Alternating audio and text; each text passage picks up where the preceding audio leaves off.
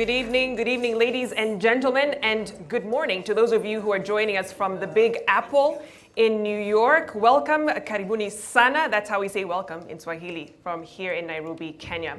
But I'd like to request for those of you joining us in the room, if you can please rise as we observe the national anthem of the Republic of Kenya. Thank you.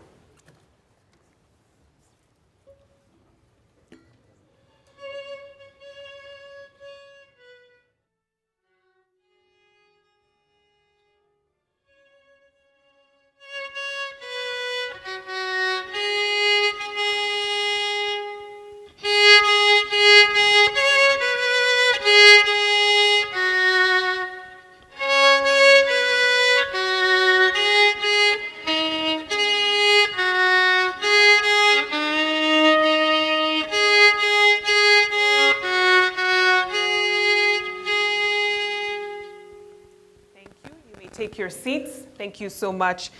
I'd like to invite Reverend Faith Mugera, Executive Director of Global Outreach at Nairobi Chapel, to lead us in a word of prayer.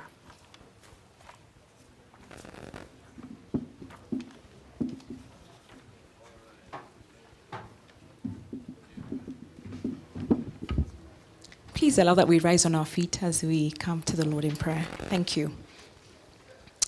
Dear God, we thank you that we can once again pause and see your goodness in the lives of many a woman whose voice is going to be heard and amplified today. Thank you for the gift of those who have been a part of this journey, speaking into the places and spaces where many have been quietened, not given a voice, not expressed, not heard. For the many who have taken this as their own and allowed for it to find a platform and a place in our nation where they can be heard, the expressions can be listened to, and where we can once again go back and lift to our forefront those who have been left behind. Thank you for the gift that has been this work, the sweat, the hours of hard work, the data collected, reviewed, interpreted, presented, those who would be tapping into it, from government to corporate to private sector and all the other places where this will find value into speaking into the lives of many women and their families through this nation. So we ask that as women, alongside those men who are championing this cause, that you would walk beside us, that you would continue to affirm us, that you know us by name and you see our joys and sorrow, that you would affirm and confirm that you have loved us gently through the different difficult seasons, and we have loved our children and loved our spouses and nurtured even in difficult circumstances. That as women you'd give us understanding and patience in a troubled world, that you continue lightening the responsibility to care and to carry new life, that you'd release us to run and to dance and to sing and to create, that you would craft our sharp minds so that we are able to be problem solvers and see possibilities for our nation and our communities. That you'd affirm our desire to live our lives to the full, to embrace your love for us and extend grace to others.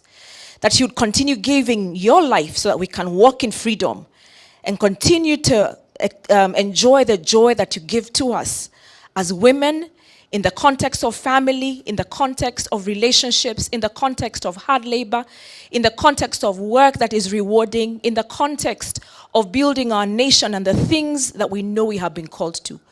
Thank you for the men who continue to partner and affirm us.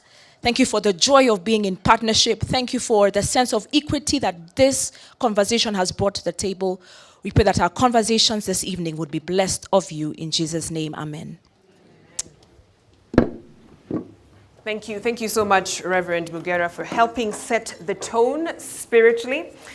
Welcome once again. My name is Victoria Rubadiri, and I'm a broadcast journalist based here in Nairobi, Kenya. It's an absolute honor and pleasure to be your moderator and host this evening, this morning, if you're joining us from New York. It's a momentous occasion, and this is a side event for the 66th session on the Commission on the Status of Women. It's a meeting, literally, of industry and government, basically telling women this is your platform. And we're going to hear some interesting findings and insights from the top 100 brands loved by women.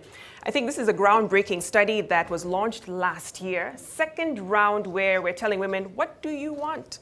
Where do you spend your money? And how do we speak to you? How do we speak your language? And I hope throughout the conversations and the discussions and the speeches that you hear that comes out clearly. We have some great sponsors and partners who've come on board to make this possible, and I'll be remiss if I did not recognize them. We have BSD Group that literally birthed this whole process. Ipsos as well, that was the group that did the research. We also have Safaricom, KCB, the Ministry of Gender as well, that came on board to support this whole process. But we're also grateful that you joined us today as well. Your presence is much, much appreciated. And hopefully this helps you see the women in your lives as well. This is not just about government and industry saying we see you. Hopefully you recognize those special women in your life. Now, at this juncture, I'd like to invite our first speaker for this evening, and that is Ms. Verity Mganga, Director of Policy and Research in the State Department of Gender within the Ministry of Gender. Round of applause for her as she makes her way up.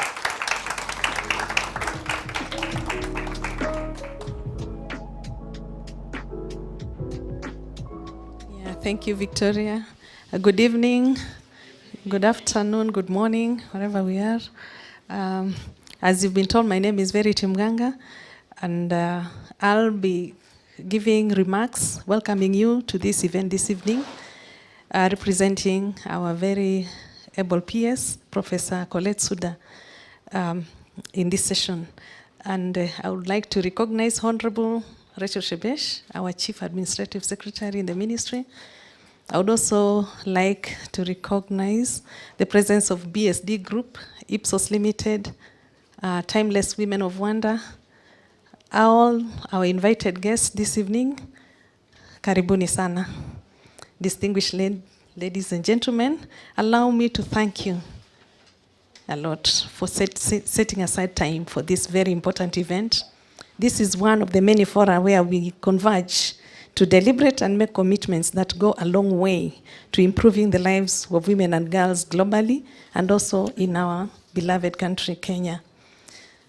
As has just been mentioned, the Commission on the Status of Women is a UN organ for promoting gender equality and the empowerment of women.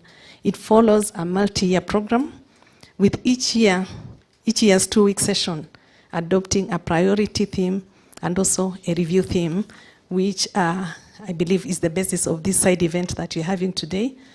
This year's CSW 66 session is taking place. We started from last week, 14th, up to the 25th of March. And our priority theme this year is achieving gender equality and the empowerment of all women and girls in the context of climate change, environmental, and disaster risk reduction policies and programs. Our review theme is women's economic empowerment in the changing world of work. So as we discuss this evening, we know where we are situated. Ladies and gentlemen, it is critical to recognize that all too often, women experience the impacts of climate change, environmental and disaster crisis differently as compared to men. They also constitute the majority of the world's poor and are more dependent for their livelihood on natural resources that are threatened by climate change. This year's CSW is focusing on the situational analysis of past and future climate change-related crises and their impacts on the lives of women and men to inform policy and programmatic interventions to mitigate and adapt to climate change.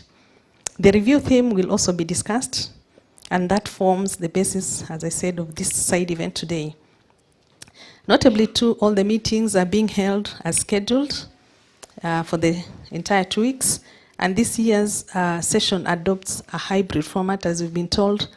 We are here physically, but there are others who are there virtually joining us, and you're very much welcome. We have representatives from the different fronts, from United Nations, governmental organizations.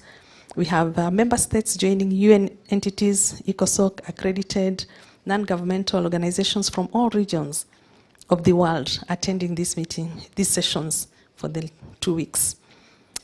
All the side events that we have planned this year are all being held virtually, although we have the physical meetings that are taking place in New York.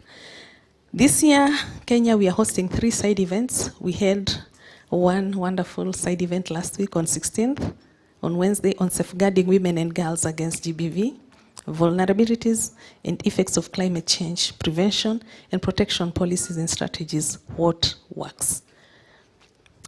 Today, we are seated here on another side event, our second, transforming legislation and policies for the advancement of women's participation in the market and the economy. Very interesting. We'll still be having another one on Thursday, 24th, Women's Economic Empowerment in the Changing World of Work. And ladies and gentlemen, the 2-week program will culminate in the negotiated outcome document, which will be globally negotiated. We call it the agreed conclusions on the priority theme. The agreed conclusions contain an analysis of the priority theme and a set of concrete recommendations that we will be taking forward. Both state and non-state actors will domesticate that and implement at international, national, and even our local levels. So we look forward to very fruitful discussions today as we engage and learn more from one another. Welcome once again, karibuni sana, and thank you.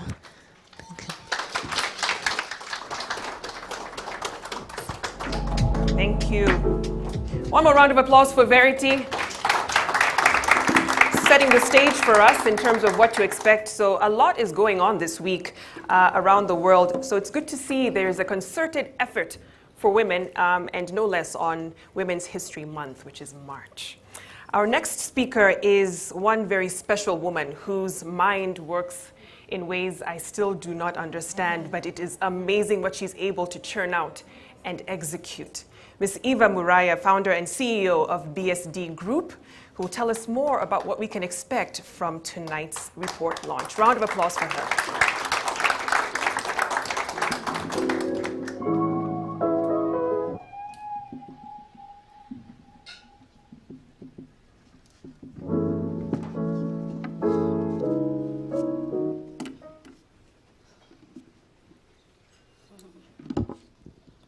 Thank you very much, Victoria, for your kind compliments. Good evening, everyone. Good evening again. Happy International Women's Month. Are we breaking the bias? Let me see. Are we breaking the bias? Wonderful. So tonight, I want to honor Cabinet Administrative Secretary in the Public Service and Gender Affairs, Honorable Rachel Shebesh, who tonight represents a dear woman we hold in high esteem, a supporter of BSD Group, and indeed much loved Cabinet Secretary, Ministry of Public Service, Gender, Senior Citizens Affairs, Special Programs, Professor Margaret Kobia, who you represent tonight. Our partners, led by Chris Gedaiga of Ipsos, industry leaders present, and I want to recognize my chair of KEPSA, Flora Mutahi, Jeff Odundo from the Nairobi Securities Exchange, development partners. Tonight, I want to recognize Anna Motavati, who is the country representative for UN Women, our online community, and many of you participating in tonight's event because you are part of CSW 66, all our invited guests, our sponsors, Safaricom and KCB, ladies and gentlemen, can I say good evening again? I'm really pleased to be here, greatly honored to stand before you all this evening, a year through COVID-19, and we are even bigger and better. I think that really deserves a celebration because this day marks a key leap forward on a transformative initiative that truly transcends age, education, social status, income, aspirations, and motivations of women in Kenya. I want to thank all of you seated here tonight and those who have made time to join us online on your various online platforms, for taking your time to be with us and to listen to us. This is a journey that started about 3 years ago, really, as a thought, as an idea, as a convergence of passion and craft, which then became an idea that morphed into more than that, became a concept, and then it developed into a tangible study into what influences women to make decisions about what they choose to purchase. Note, choose to purchase. When we shared the idea with Ipsos at the get-go, and incidentally, Ipsos is the third largest market research company in the world, we were pleasantly surprised by their curiosity and rapid energy to execute this mutual engagement. And as a result of this cooperation and collaboration, the first edition of the Top 100 Most Loved Brands by Women in Kenya study was released in March of last year. To our pleasant surprise, the study pricked the interest of scores of corporate organizations and caught the attention of policymakers and development partners alike. This was a clear sign that there was purpose and meaning to what we had embarked on as a business. 1 year later, we're here tonight releasing the second edition of the study with the steadfast support of none other than Ipsos, the Ministry of Public Service Gender, senior citizens, and our partners, including some of the leading brands in Kenya, KCB Bank and Safaricom. The strong affirmation and insights that we got from the State Department of Gender on the inherent potential the study carries with regard to gender policy has really been immense, and I really want that on the record. We have received nothing but support. The doors have been opened, the brainstorms have happened, so we want to acknowledge that. I really would like to sincerely thank the Cabinet Secretary, Professor Margaret Kobia, for her leadership and for taking time to appreciate the study. We went and visited with her. She wanted to understand the data. She wanted it to be what would be used to further the advancement of our women and girls. So I really want to say thank you very, very much to the ministry. The release of this study is happening as one of 3 other major events anchored on the Commission on the Status of Women, 66, whose theme is achieving gender equality and the empowerment of all women and girls in the context of climate change, environmental and disaster risk reduction, policies and programs. This has been further extrapolated to the economic empowerment for women in the changing world of work, which is a real reality, especially as we think about the backdrop of COVID-19. The study on the top most loved brands by women speaks directly to the economic empowerment of women from a purchasing ability point of view and the need for corporates to engage and give opportunities in the development of products, services, and causes. It is also documented that it is the women who suffer the most from the negative impact of climate change. Women being the primary caregivers in the home setup, things like the shortage of water, lack of wood fuel, drought like we are experiencing in many parts of Kenya today. I think at the last count we were looking at about 22 counties. Women are severely affected. So the significance of this study, therefore, is the opportunity to contribute to inclusive formulation of gender-inclusive policies at both corporate, non-state actors, and government levels. Ladies and gentlemen, branding is our business at BSD Group. BSD Group is a business and brand advisory and communications agency using a unique set of principles and tools so that we are able to amplify, articulate, and position brands to fully exploit their potential. By releasing this study, BSD Group and Ipsos seek to meaningfully contribute to the conversation that seeks to advance women's participation in the market and economy. It is our hope that the findings therein will also further strengthen evidence-based policies aimed at promoting inclusive brands and services. Women have for a long time been an integral part of our developmental agenda. Today, women account for over 65% of businesses, although mainly in the SME sector. Therefore, it is evident that creating equal opportunity can generate more employment and uplift the living standards of Kenyans.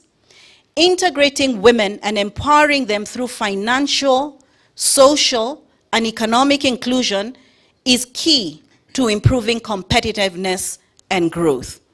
The study shows that majority of households in Kenya are led by single women, single mothers, or women in a family setup. 53% of the women are educated beyond secondary school, 58% were earning some income, and 63% fall in the middle class. And I want to say that this has been informed by the study that happened a year ago, and perhaps tonight as we release the rankings, some of these insights will have shifted or become a lot more pronounced. International research group, consulting group McKinsey avers that if women participated in the economy on the same basis as men, it would add nothing less than $12 trillion, or at least 11%, to the 2025 annual global GDP. This far and wide translates to developing more products and services, therefore, that meet women's needs.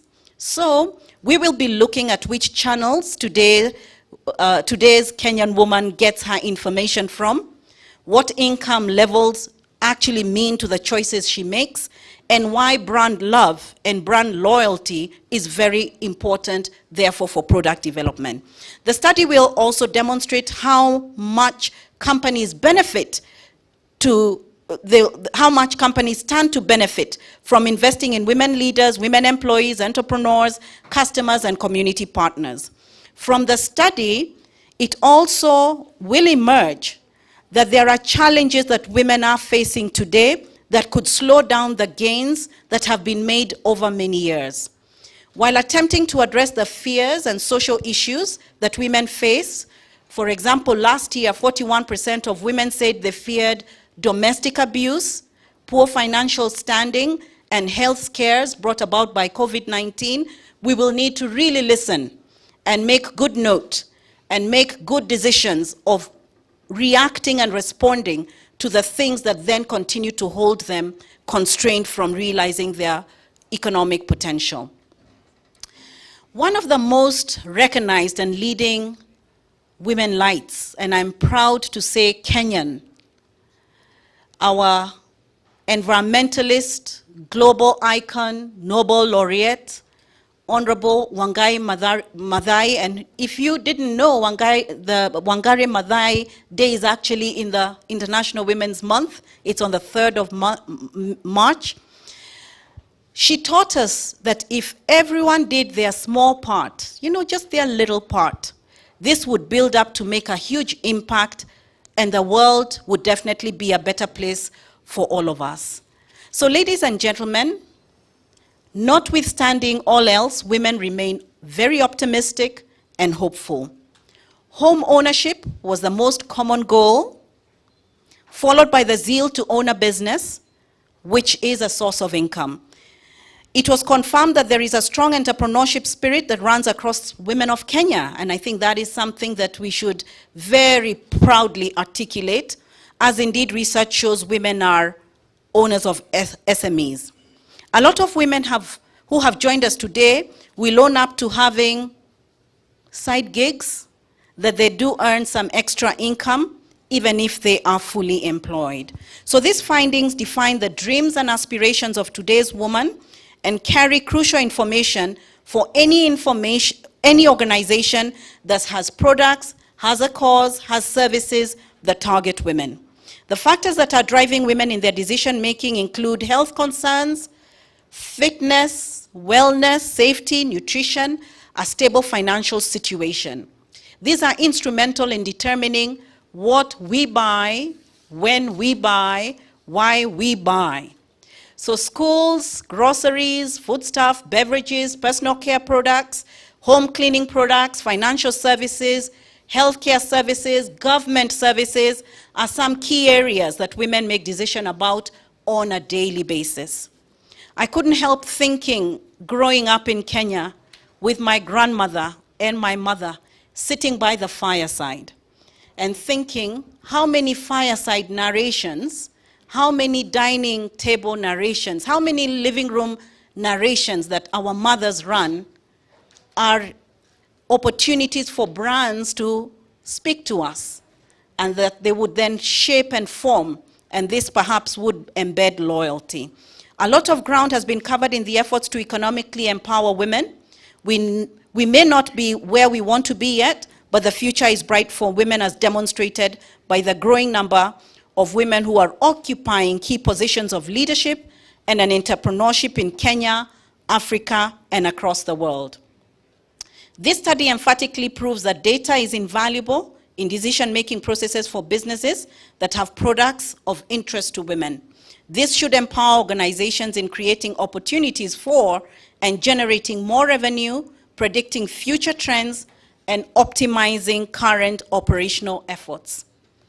I welcome all of you to continue working with us and to see the great potential that this study presents, not just for Kenya, but indeed for the larger region, if not the continent. I want to salute all of you again. Thank you for being here this evening with us and early morning in New York, and wish you an excellent engagement as we share rankings. All the very, very best to the top 100 most loved brands by women in Kenya that will be released tonight. Thank you.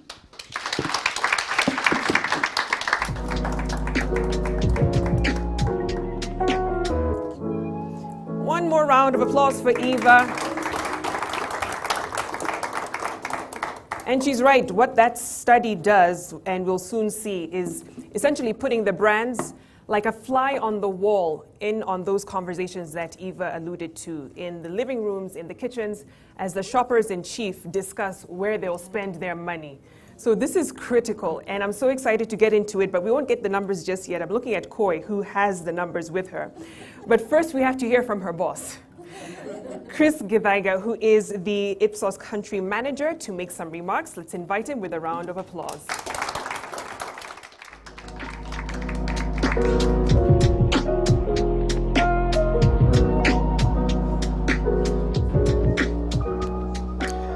Good afternoon, everybody, and good morning for the people online.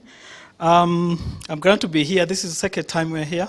The last one we had was in the morning, so we decided to have it in the afternoon. But in New York is the morning, so I think we are consistent. So I'd like to recognize our chief guest, Honorable Rachel Shebesh, our partners, led by Eva. We come a long way since last time we had this conversation. Industry leaders present, development partners, online community that is with us, invited guests, ladies and gentlemen. I'm extremely delighted to be here today. I feel honored to be part of this event in collaboration with the State Department for Gender under the Ministry of Public Service, Gender, Senior Citizen Affairs and Special Program, and along our partner, BSD Group.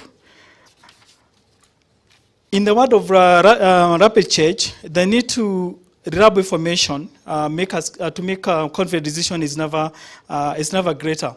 We are living in a situation where things are changing very fast, so you need to have data that actually help you to make the right decision. At Ipsos, we believe that our client need more than data suppliers. So we are not just providing data, but we're providing you actionable truth that you can actually use to make decisions. And this whole study is actually about providing actionable, not just data, but actionable results that can actually be used. This is why, if you look at our internally, we do believe that to shape the conversation, you truly need to understand the society, the market, and the people. And to do this, we use the best science. So we apply the best science. So you have to, I need to confirm that the study is based on the best science, technology in terms of how we collect the data, and the know-how, so that we can bring all this together to ensure that we're providing the right insight. Ultimately, if I may quote my shaman, you are better when you're sure. So you can only be sure. You can only act better if you're sure, and you're providing that surety through this study. The demographic and value of women consumer in Kenya has been softly remained understated, misunderstood and ignored. I think Eva has already mentioned that. It's difficult to attach a number to the holistic value of the brand, and was to communicate that number in a way that make CEOs or investor or even policymaker confident enough to use it as a decision-making guide. So we do have a gap, and this is why we sat together and decided, let's do something about it to provide that, to fill that gap. According to a report, it's a bit old, 2015, there's a bank in Spanish that actually used the information about their specific segment to improve their corporate reputation. If I look locally, there's a lot of examples where we can actually say that they have actually used information and data actually to improve and invest in areas that actually helps to make the women's life better. For many years, women have had a position or influence in decision making, but they have not been recognized in terms of the decision. So they make the decision, but from the marketer side of view, they haven't really given them that importance. And this research is dedicated to ensure that we bring that conversation on the table, to ensure that we bring the main decision maker in the homes on the table, because I think they've been ignored many for a very long time. Last year, therefore, we had the great honor to launch the first ever study. This is the first time we are doing this kind of study. There have been a lot of top 100, but there's never been one that is actually capturing the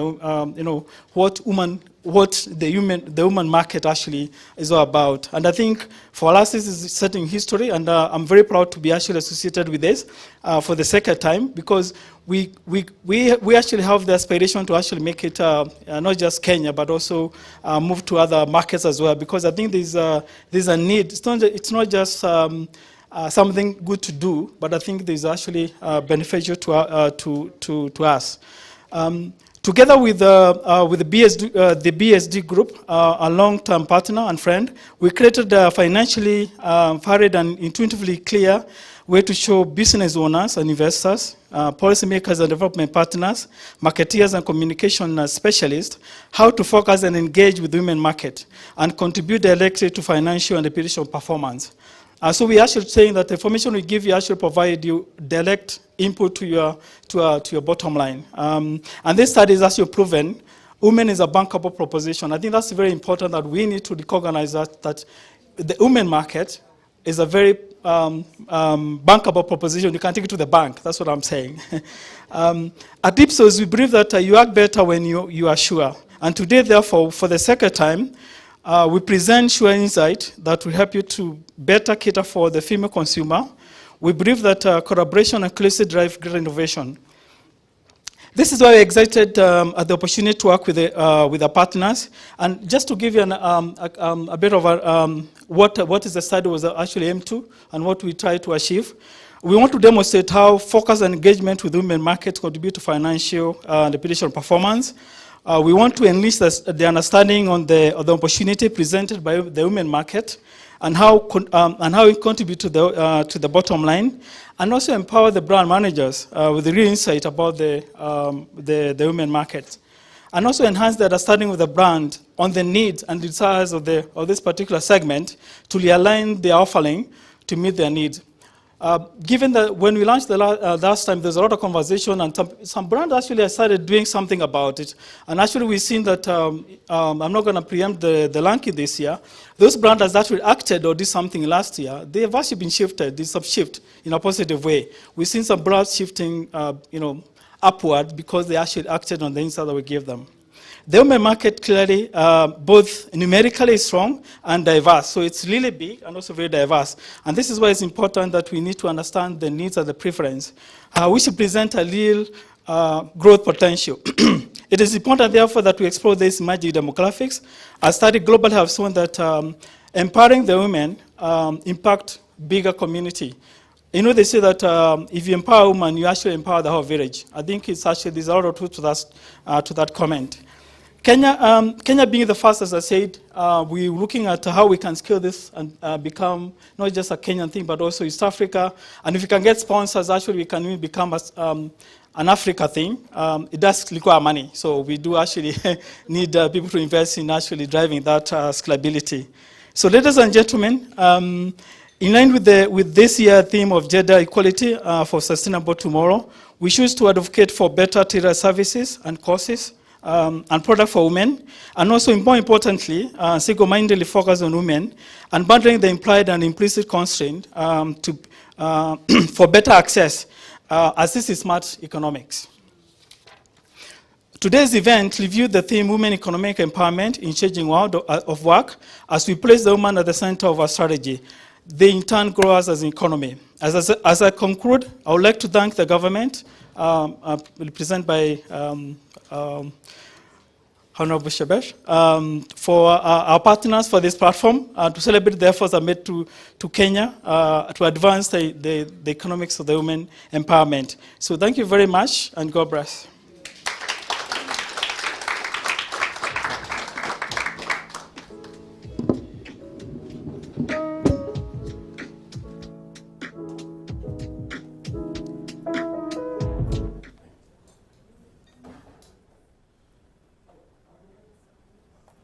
Wakenya kila siku twajitahidi, twaangalia kesho kwa matumaini, tukijumuika pamoja, kuwasiliana,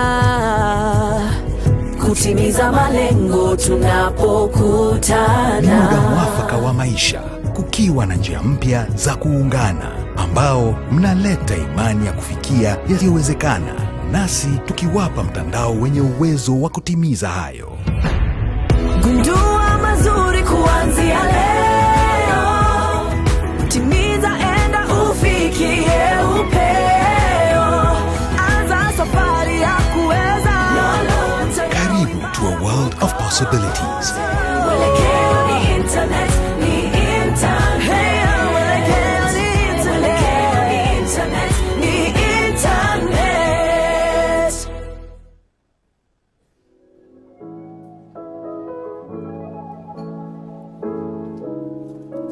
Thank you to Safaricom, one of our key sponsors for this evening. I'd like to invite our next speaker, Dr. Carol Ajemba. Ajemba, I beg your pardon, Senior Gender and GBV Specialist at the International Center for Research on Women. Round of applause for her.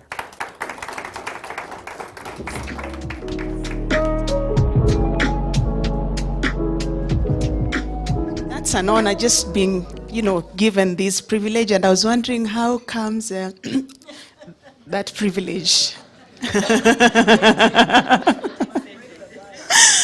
Yeah, so ladies and gentlemen, just acknowledging the protocols that have been mentioned here before. I'm Caroline Ajemba with the International Center for Research on Women. And as I stand here, for me, it's about just reflecting on women having power, a voice, and a choice in the market. And this kind of conversation really brings us to a point of knowing that it's not a group you can ignore. And just reflecting on the social media engagement, when you find, quote unquote, a particular woman is dissatisfied with a product, you always see the companies quickly reacting. And I think it just resonates with what Eva has said, given the last year's findings and how then that also helps to shape the discussions. So it's my great pleasure today to represent the International Center for Research on Women. This particular event, as has been mentioned, is the second of the 3 events we are hosting as a country in collaboration with the State Department of Gender. So we are quite honored, Madam Kass, because this also is not just a second event, but it's also one of those where the government has really demonstrated partnership with the private sector. And for me, that's really commendable, because you're coming from a space whereby it's all about collaboration and partnership, and also bringing to the fore the investments of data. So it's not just about Ipsos having done this study, but looking at the place of data in trying to advance gender equality agenda. Minus the data, then we will not be able to make meaningful investment. So this really is a commendable initiative, and we are glad that the BSD group was able to put this together. So thank you so much, and Ipsos for also championing this particular call, because I believe it's on the basis of the credibility of the data that they produced last year that we are having this conversation today. So we are really glad to be part of this conversation. And as I would say, is women and girls really constitute the largest proportion of the population. And as such, a great influencer within the ecosystem of decision making.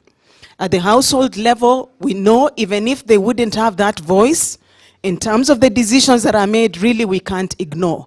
And the decisions are around the kind of product to be purchased, the brand, the quantity, and even just looking at whether the brand speaks to they as women, and the households that they serve. So those are the key things that we are looking at this morning and evening for some of us. So we can also not continue to overemphasize the existing gender inequalities and how these continue to disenfranchise the women. And this is observed from a point of the inequalities in accessing information, in accessing services, in accessing the skills that are required to generate some of these brands we are talking about, resources, decision making, and even influencing the market trends. So if we are able to shift this discourse for women, then we'll be able to see more of these women being able to influence the brands that we will be made mention of today.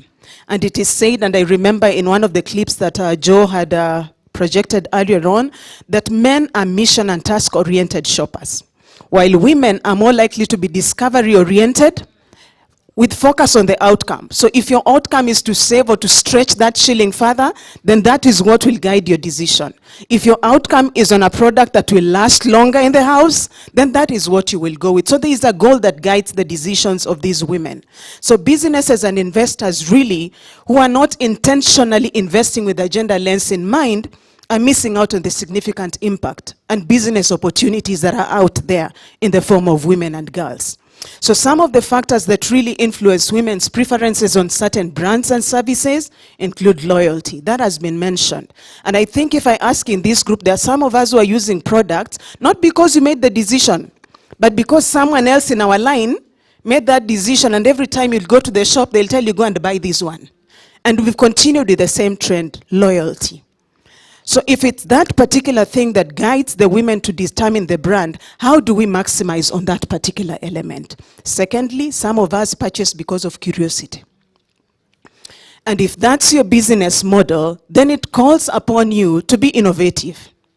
Because if I'm curious about your product and 3-4 months later I find it's the same thing, I will shift to the next one. So for those who are seated here and you're leveraging on the innovation, especially with the generation we're having now, it just calls for us to continue satisfying this market that is there. Integrity matters, quality, affordability, and access. Because when we say integrity to the audience, then we are looking at what is it that these women want. And how do we ensure that as a business we remain true to these women without relaxing on the quality? We know that the prices are inflating, but how do you ensure that your product still has the same standards? So even as you're talking about the brands women want, we're not saying that the quality should be subsidized. We're saying the quality should, if not anything, go higher. Problem solving. We purchase things based on the extent to which that product is solving my problem. If my problem is access, then the product needs to be brought closer. If my problem is affordability, then the business providers out there need to look at how do they resonate to my need? How do they meet my problem? How do they ensure that I as Caro feel comfortable with the products that they are providing? Agility, that's the other factor. To what extent are these brands responsive to our needs? And the moment we realize that there is that responsiveness, and responsiveness here means we capture the voice of women in designing that product, we capture the voices of women in being able to evaluate whether the product meets our needs, we capture the voices of the women in determining whether it fits the top 100 or not. So we involve them in the entire chain. Lastly, vulnerability. Remember, we are coming from a space where there are so many things that are making these women vulnerable. And the vulnerability is not just demonstrating their financial power. We are also looking at the mental status of these women. Remember, some of us purchase based on our state of mind as well, and the other issues that surround our livelihoods and life as women. And one of the things that we have noted during this COVID period is that if I speak to the women who are in business, and you've talked about the women who are doing these SMEs and in Juakali, majority of these women rely on various financial products. And because of their vulnerability, we've seen some of these ladies go into fintechs and the loan sharks. Why? Not because those products are cheap, but because they're easily accessible. So for those who are seated here and maybe one of your products is financial services to the business players out there, how do we ensure that these women do not become more vulnerable to the loan sharks? How do we tailor our products in a way that these women are able to access safe and reliable financial mechanisms out there? And that's just one element in terms of vulnerability. So the results of the study that is to be disseminated today basically are useful to help inform the customer preferences and the consumer behaviors, and hopefully push companies to embrace emerging trends while leaving no one behind. It is therefore imperative for companies to invest in gender-smart solutions or innovations that are inclusive, sustainable, and respect the dignity of all. COVID-19 has brought to fore the place of e-commerce in business, but this calls for authenticity and sensitivity to clients' choices. We know within this space we've had people who order things online. You order for blue, but you get a yellow. Does it resonate with some of us? So e-platforms doesn't mean we relax on the integrity and quality issues. So women thrive through their social networks, translating into social capital. So as we diversify into technology, let's endeavor to capture the voices of these women who are consumers and also producers of some of these particular products. Digital solutions should therefore translate to optimal reach and safe platforms for women, because that doesn't advance for us to also have women exploited because we are moving into technology. So finally, we commend the BSD Group and Ipsos for being a trailblazer in this space and amplifying the voices of women as leaders, as influencers, as consumers, as designers, as innovators, into the business arena. So as we listen in today, we are really calling forward to the private sector to continue advancing equal opportunities for women. And these opportunities, we are looking at opportunities that are reflective of diversity, equity, and inclusivity. To the government, while we commend the meaningful work that you've continued to do, we're also looking at how do we translate some of the affirmative funds that we have there to be able to propel women into a better space in terms of decision making. And to all of us who are seated here and those who've joined online, it's upon us to make this space safe for women, for them to voice out their preferences and choices. Women have a choice, we have a voice, and we have power to determine who becomes the top one or who becomes X number. Thank you so much.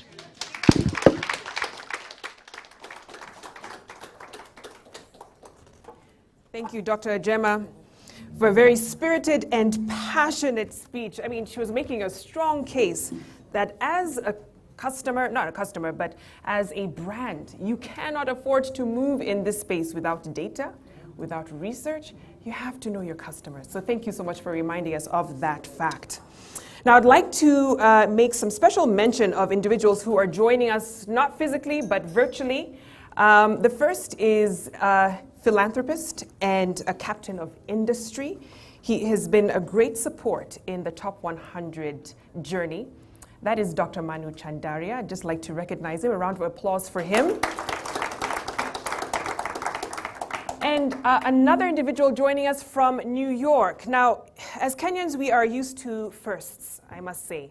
First on the track, first in the White House. Yes, we can. And I must mention another first, the first Kenyan woman to head up the gender agenda in the UN, Dr. Jemima Njuki.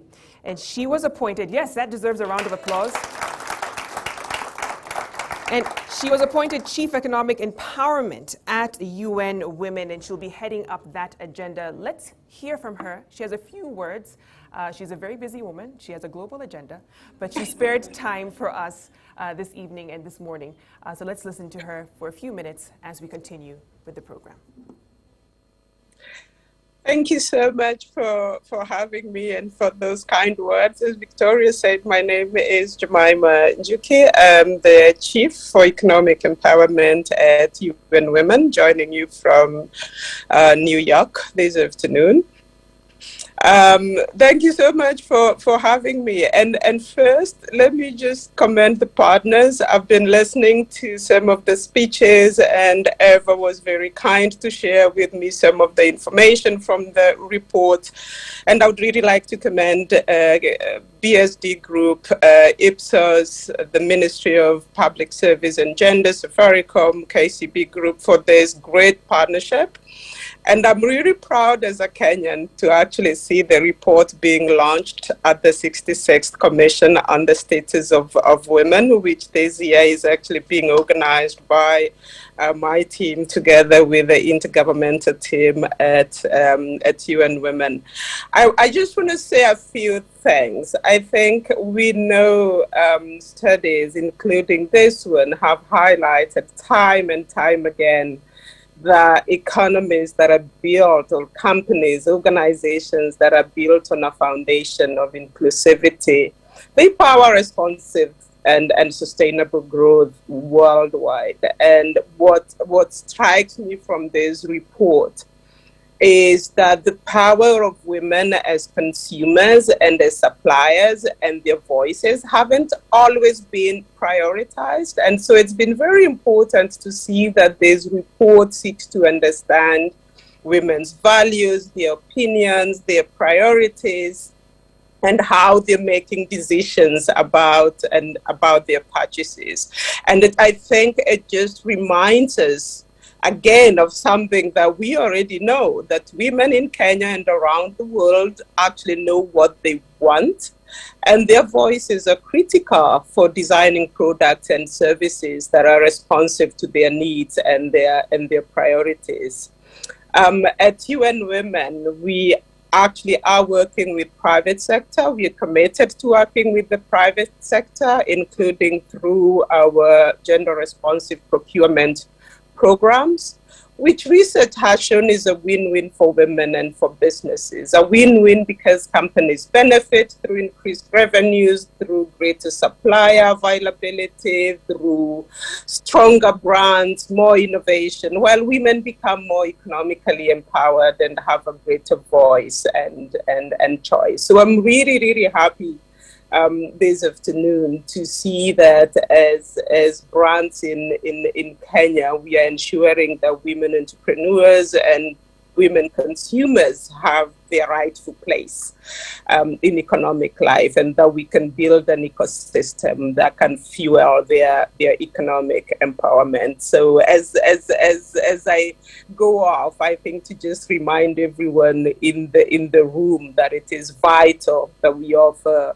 equal opportunities to women-owned enterprises to access markets, but to also women consumers to benefit from our products and services, and that we must design these products and services, as the last speaker said, with their priorities, with their needs, with their values in mind, if we want to take advantage of this win-win situation that this offers us. So thank you so much for having me, and really, really proud that you are launching this report during CSW. Back to you, Victoria.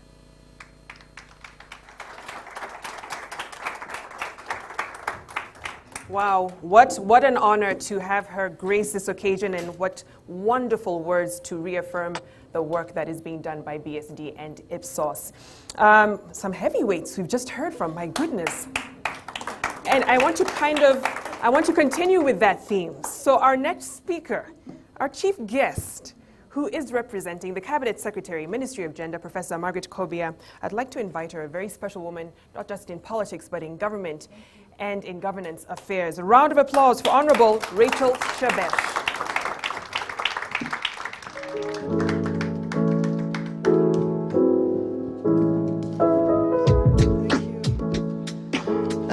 good evening and good morning in New York. I stand here on behalf of the Ministry of Public Service and Gender. I stand here on behalf of my Cabinet Secretary, Professor Margaret Kobia. Those who have spoken before have said what a great woman she is. I want to confirm that she is. But more importantly, I also want to confirm that we have a great president who is the top 10 in the world on gender issues and has been recognized because of the extra work he has put around issues, women and empowerment of women. And he doesn't apologize for it, and therefore as a ministry it makes our work much, much easier. I have listened to some of the remarks here, and I do know and I hear a bit of a concern that as much as a lot is being done around women and their power to consume, they are hindered by some issues that government should be taking care of, we should be taking care of. And therefore I'm here to confirm that we are actively engaging in the issues that marginalize women and make them not able to engage effectively as men do. So Eva and Chris, I've heard your concerns, and I can assure you on issues of GBV, fighting FGM, so that the young girl can have the opportunity like any other young girl. That is our core business. On issues of empowering women to be on the decision-making table, I think our President Uhuru Kenyatta is the first person to reach the 1/3 gender rule in his cabinet, and he didn't just appoint women for the sake of appointment. We have women ministers of defense, of energy, of water, of foreign affairs, of public service. So it's not a PR exercise.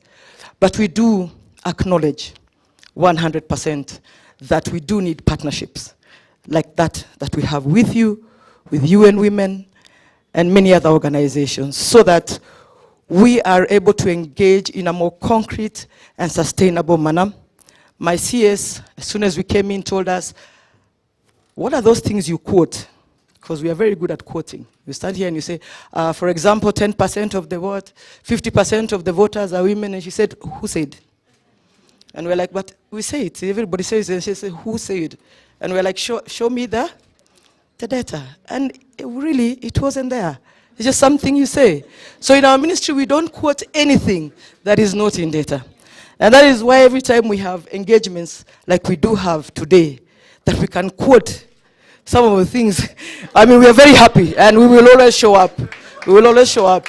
And we walk around saying, oh, you know now, and you know, we've done it also with the Nairobi Securities Exchange, the time that they were honoring the women who are also recognized in the private sector, if you remember.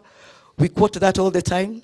I'm quick to quote the banks, and but it's not us who did it. It was yourselves. And of course, when we come to branding, and KEPSA, who we work also very, very closely with.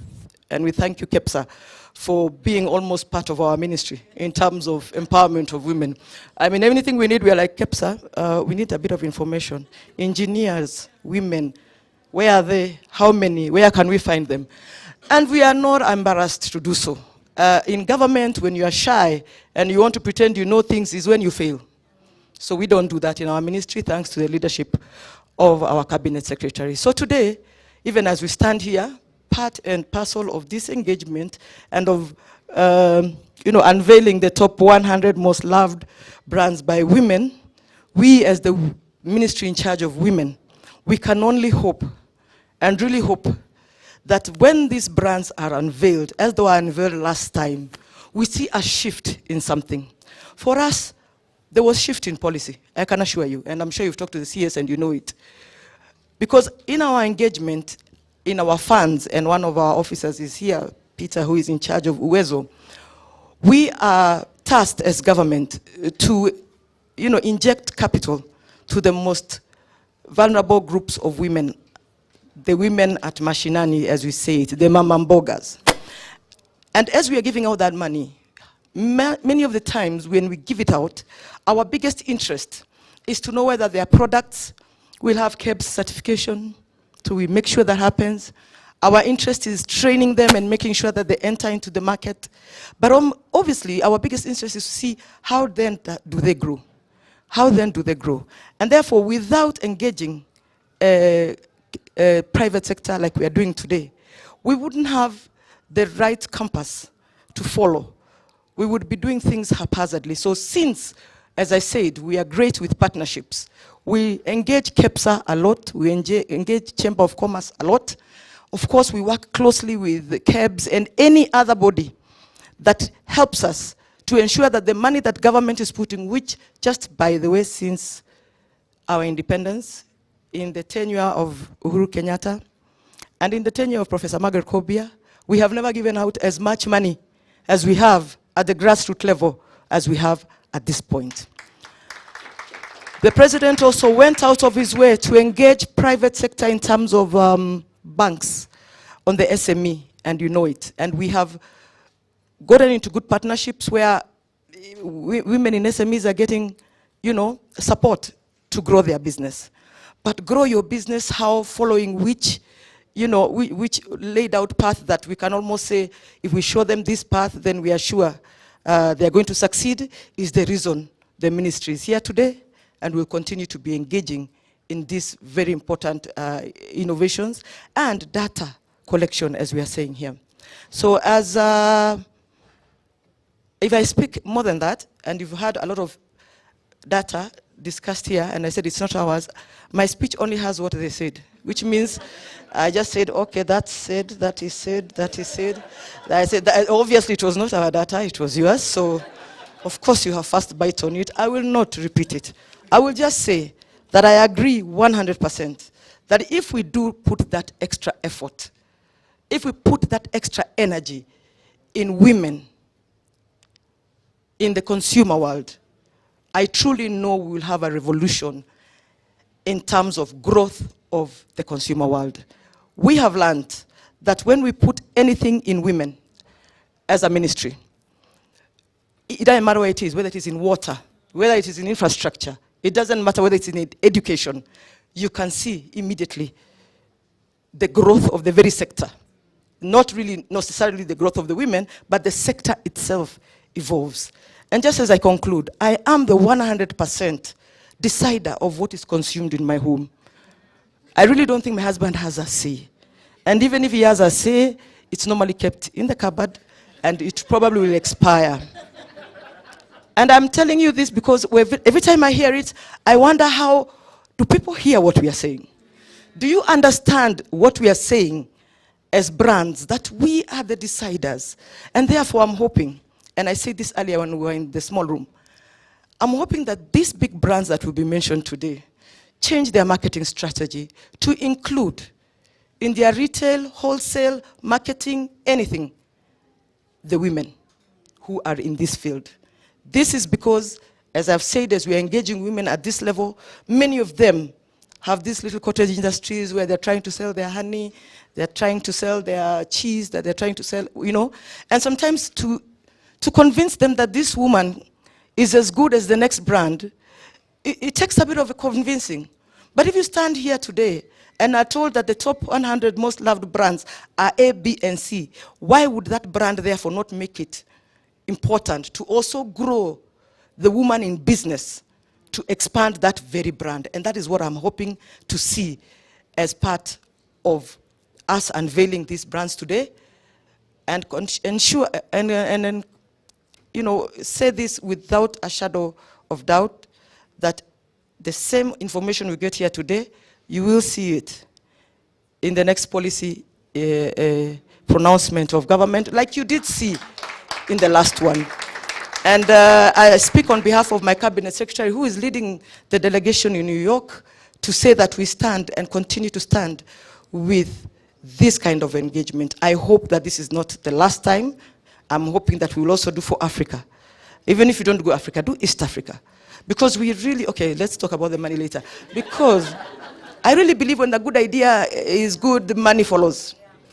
Because we are also penetrating the East African market in a big way. Remember, we are in this East African community. And we are growing our markets. Many people, KEPSA will tell you, that a lot of Kenyan companies are the biggest businesses in the region. And so therefore, this is something we can escalate to the region so that we open up our markets for our women up to the regional level. Mungu awabariki sana, asanteni sana.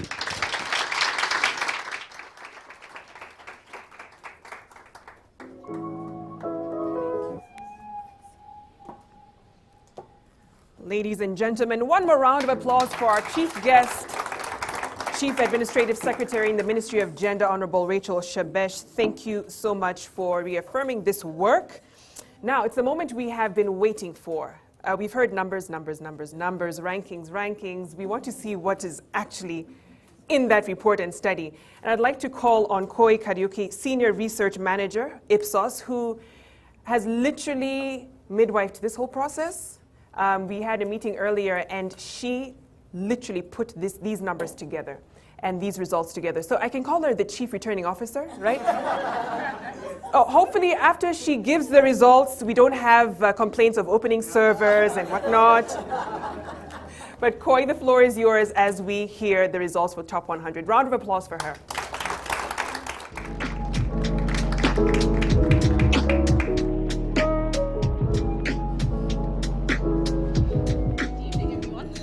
And good morning, wherever you may be, good afternoon.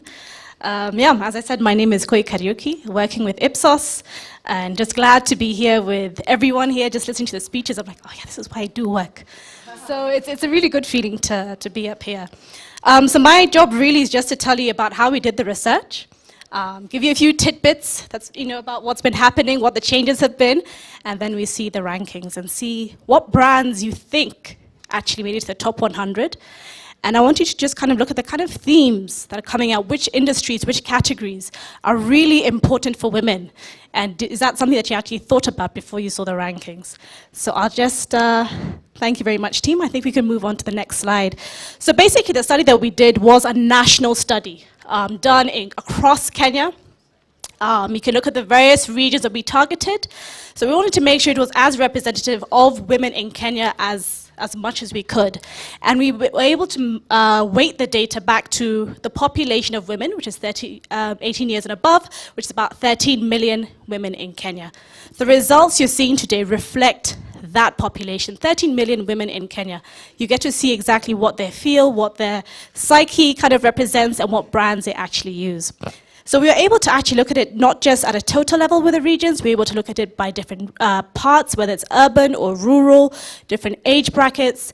So, we're not just looking at it at which is the topmost brand. If you want to look at a particular subset, you can actually go down and say, okay, what is the youth, the Kenyan woman youth actually thinking? And what is actually influencing her? And I like the discussion we had about policy. How do you actually make sure you're targeting your policy to the right women and to the right demographics? On the next slide, please.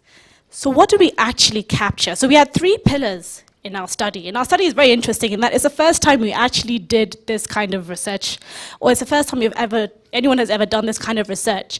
So we really needed to understand who is the Kenyan woman. So the first pillar we looked at was her demographics. So your normal things, her age, her socioeconomic class, where she based, her occupation, education, etc. But then we wanted to go and say, okay, what is it that actually drives her?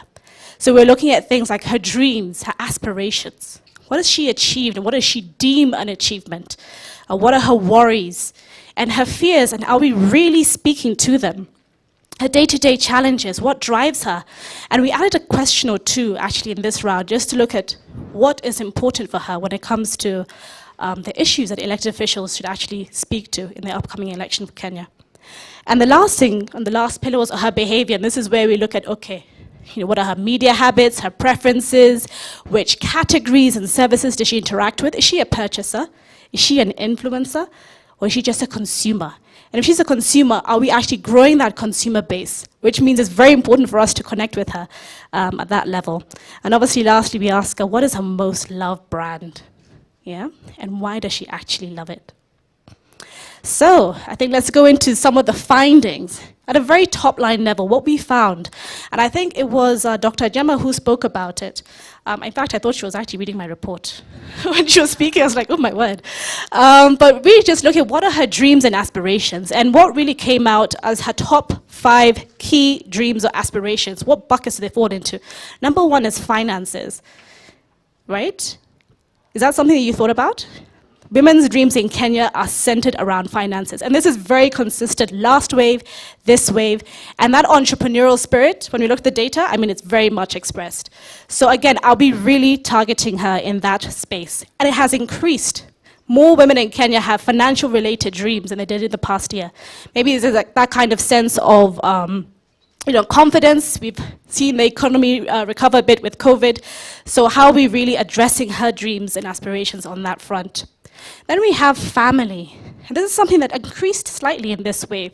She's got aspirations for her family that we need to speak to. There's career, which dips slightly, but actually the two are very closely tied together, family and career. How are we making sure she's able to achieve both and marry both? The fourth one is education. And this is something that increased in the past year. What do we have ready to make sure she's able to get the education she needs in the way she needs to receive it in the context of her life?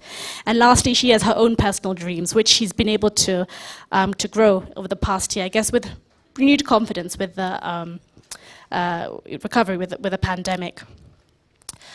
So if you're looking to speak to her, and this is just more of our added question for this year, we just wanted to look at what kind of themes came up when we asked her what issues do you feel elected officials need to deal with. And you can see a lot of things really center around economy, unemployment, but we see a bit of women empowerment over there as well, water, youth, etc. So this is something that we just need to keep our eye on. It's very important, obviously, leading up to our month of August with the elections. But those are the things that are really important to women in Kenya. But let's come closer home and see what is it that she feels are the biggest issues women in Kenya actually, biggest fears and worries women in Kenya actually deal with. So on the next slide, we look at 5 key issues that really stood out in this wave and also stood out in the previous wave. But one thing that we're seeing is that over the last year, women in Kenya have become less worried about getting sick and not being able to put food on the table. So we're seeing some recovery from the pandemic, and maybe that's also in line with the ease restrictions we have seen. That said, on the next slide, we still see one of the biggest issues that women say that they battle with is getting very sick, which is quite interesting. Losing family, getting very sick, those are the things that come first before any economic-related worries. So things like not being able to put food on the table, unemployment, come third and fourth. So are we really addressing those issues? Whatever it is that we're doing in our spaces, are we cognizant that that is what her primary aim is, to make sure her motivations in life, just to make sure she can navigate.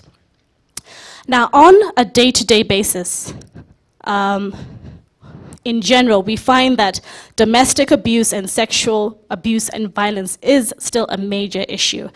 And it was called out last wave, I think was mentioned by some of the speakers, but as much as we're getting out of the pandemic, and we saw that that really grew or increased during that time we were under lockdown, we're seeing that's actually still relevant and has grown, right? So you're seeing that domestic abuse has increased as a big worry. Sexual abuse and violence has decreased. We're seeing inequality in the workplace. Now, by getting back to work, this is a bigger issue that women in Kenya feel are affecting them, and social inequality. So these are the big things. Are we really taking care of them in the right space? On a day-to-day basis, we're seeing that aspect of social inequality and physical insecurity actually being very big day-to-day issues. And I think as Dr. Ajema was talking about, being in a vulnerable space, trying to make sure you can get access to credit, and speaking to maybe loan sharks, etc., who put them in a dangerous situation. So I think just keeping in mind that context, we need to be aware of who the Kenyan woman is and what her life is about. All right, so I think we can move on to brands and to categories and services. So on the next slide. And we look at what changed in the last one year. And we're seeing women in Kenya are now interacting with more products and services as we ease out of the pandemic. We're seeing an increased number of women who are banking consumers, who are insurance consumers. Interestingly, we've seen a slight decrease in women procuring or transacting with other financial products. We're seeing increased number of women who are using and influencing the choice of vehicles that they use in their day-to-day life. And maybe as a result, they're using more fuel products. They're using more products in the agricultural sector. There are more media subscriptions. So again, they're participating much more than they did in the past 1 year. And on the next slide, I guess there have been more social scenes, increased alcoholic beverage consumption. We're seeing spending more on beauty, on the cosmetic products. So there's that kind of, reallocation of funds, not just to your basic needs, but now you can spend more on other secondary needs. And then we've seen a slight decrease, interestingly, in the purchase of home cleaning products. Remember during COVID, we were all very, very anxious. We were cleaning things every day, yeah? And it's quite significant, this shift in behavior, how it reflects later on. Lastly, I think there was a mention of e-commerce. We found that 45% of women in Kenya claim to interact with in the e-commerce category. And we said, okay, let's look at that against smartphones. About 44% of women own a smartphone for their personal use. Right? So I'm sure, all the mobile subscribers, or mobile providers, like, okay, so this is the space to play in. If you own a smartphone, you can now open e-commerce, so lots of partnerships need to happen on that front. And lastly, a new category that we added was solar products. We find that 52% of women in Kenya claim to interact with solar products. So again, another category that has been emerging. But one thing that we find, and it's kind of a trend that we're seeing, is, we want to ask ourselves, where do brands get it wrong? And when we looked at some of the reasons, I know some of the reasons were discussed. You were very discerning consumers. When I look at the right price, is it available, is it reliable? And literally, those are all the reasons women gave for the brands that they love. But are we just really meeting the functional needs of a woman? To what extent are we actually connecting with her emotionally? There were very few mentions of people said, this brand is caring. This brand cares for my family. It is dependable. And that's a space I think we need to move into as brands, really to reap those benefits of the loyalty and the very discerning process that women have gone through to choose your brand. So that's a space that I would implore any brand to move into. So, before we get to the top 100, we wanted to see who were the biggest movers on the list. At number 8, we have Coca-Cola, and movers we mean positively. We have Arimis, the infamous brand that has moved. Now, this is not their position. This is not the top 8. This is the ones that had the most movement within the top 20 brands. We had Airtel. It also moved quite positively. We have Amara lotion. We have Geisha.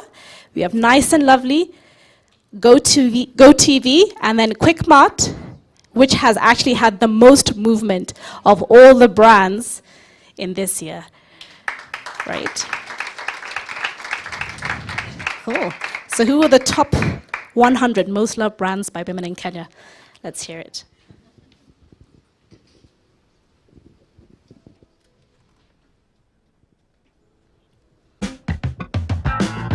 Welcome to the journey into the brands that she, the woman consumer, loves. How she is the bedrock of our economy, livelihoods and lifestyles. And here's what she has to say. The top 100 brands most loved by women in Kenya 2022 edition. Proudly brought to you by BSD Group and Ipsos. Starting at number 100. Number 100. Pembe. 99. Brookside. 98. Lido Home Cleaning Products Bar Soap. 97. Golden Fry. 96. Gucci. 95. Ketius, 94, Jik, 93, Claire, 90, Ematiha Dispensary, Western, TK Agricultural Projects, Equipment, Super Loaf Bread, 89, Sunrise, 88, Keringet, 87, Kisembe Dispensary, Western, 85, Valon Body Care Products Petroleum Jelly, Steamer Sacco, 84, Darling, 83, Universal Medicine Healthcare, Health Clinic, Hospitals, 82, Ramptons, 78, Bosch, Del Monte, Ilara, Onja, 77, Vitron, 76, Movit Body Care Products Petroleum Jelly,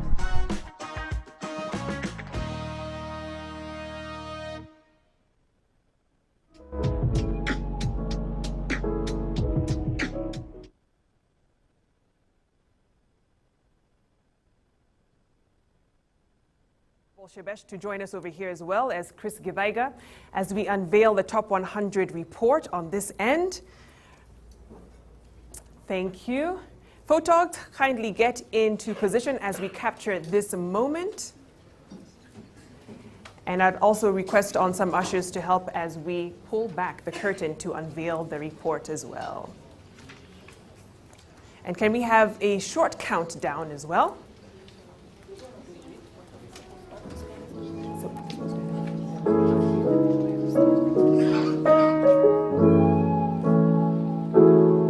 All right, and counting down in 10, 9, 8, 7, 6, 5, 4, 3, 2, 1. And there you have it, ladies and gentlemen. The unveiling of the top 100 most loved brands by women in Kenya, second edition. And a kind request to have our three key guests here. And if we can have the Break the Bias sign for our photographers. Fantastic, there we go. For International Women's Day, Break the Bias is the theme for this year. Thank you so much. And you may have your seats. Thank you so much to our chief guests, Eva and Chris. Wonderful. And without further ado, let's go on with the rest of the rankings.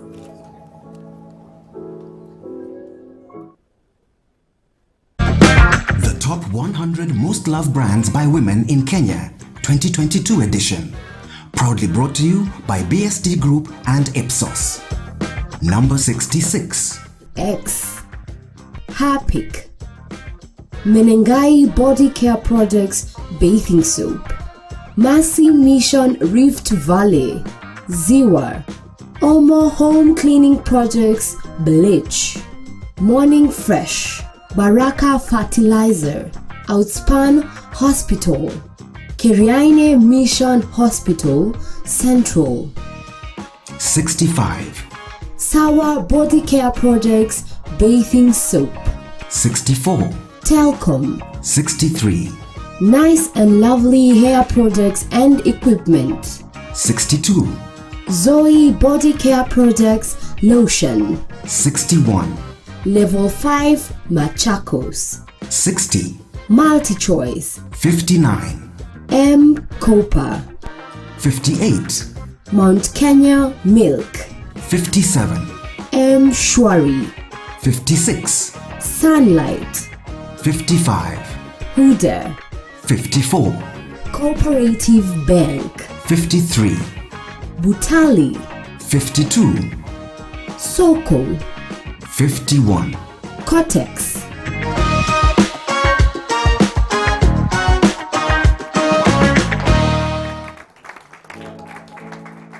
All right, ladies and gentlemen, the 50, at least first half of the top 100 brands most loved by Kenyan women. We're about to get into our panel discussion. I was hearing all the oohs and ahs, and I think that was my reaction to the Gucci, because I was wondering, is it the one for Sonko? Is it the Italian one? I don't know.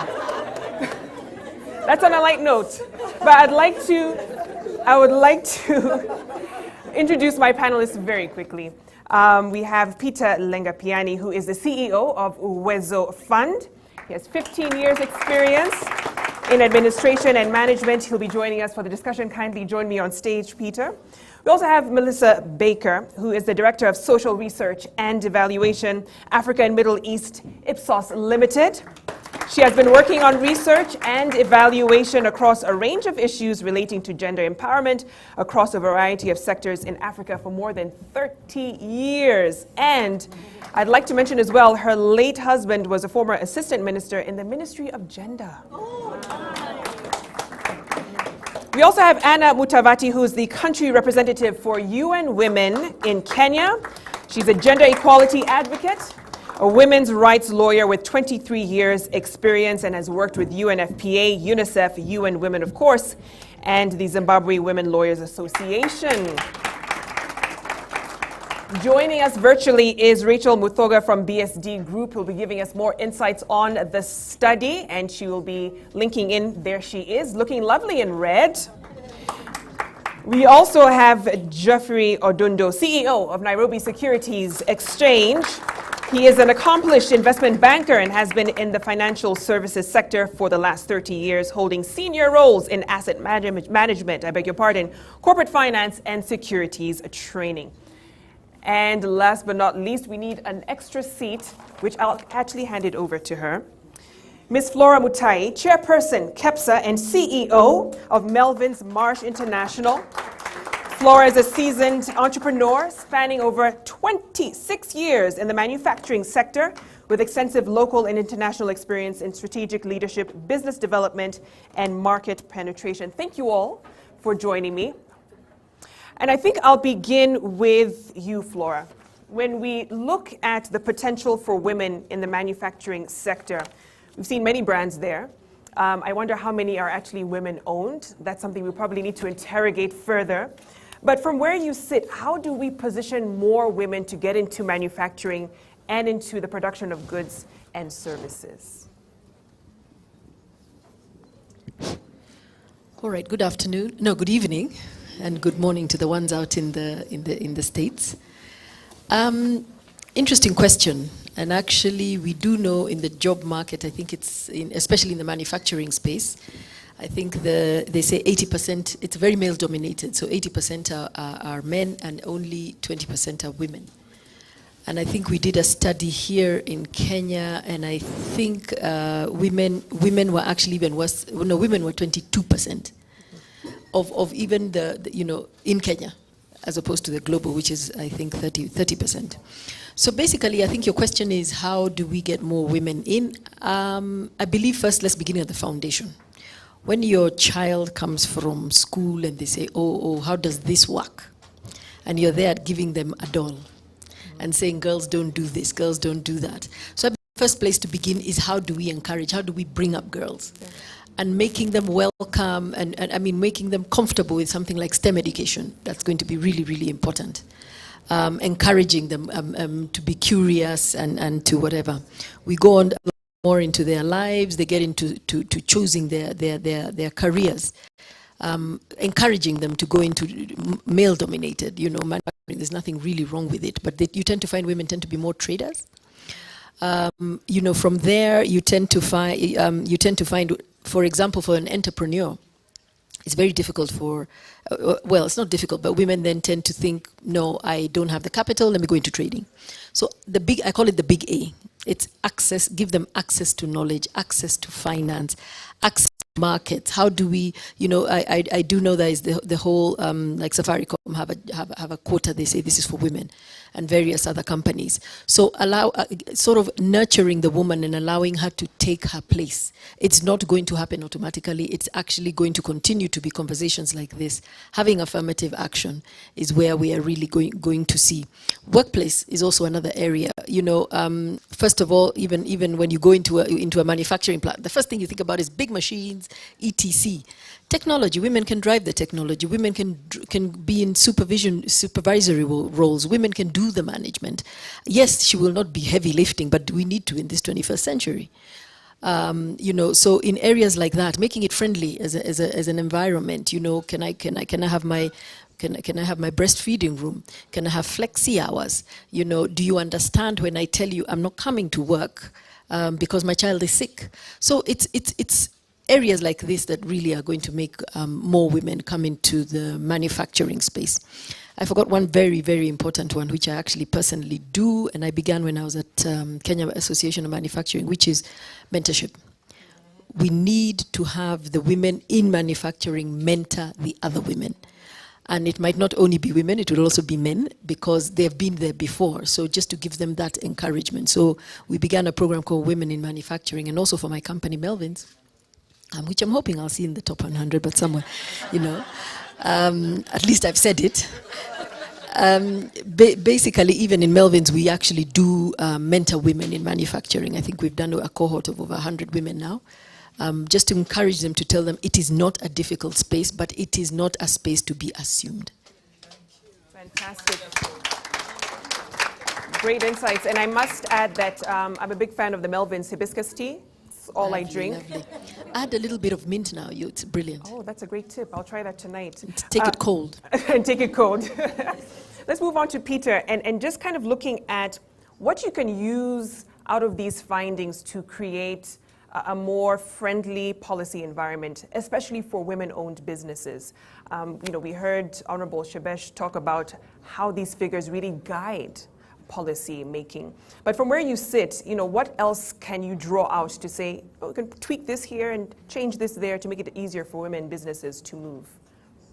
Thank you for that question. And when we look at the statistics and what has been presented today, is a real communication to the policymakers and to the government, and especially on issues of women.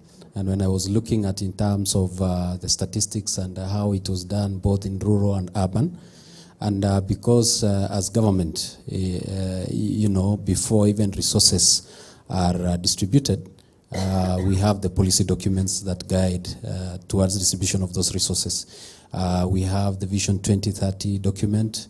We have the medium-term plan, which now guides the government in terms of resource allocation. And when we look at the statistics, especially more so of the affirmative funds, that translates to the budgetary allocation and the performance of women in business.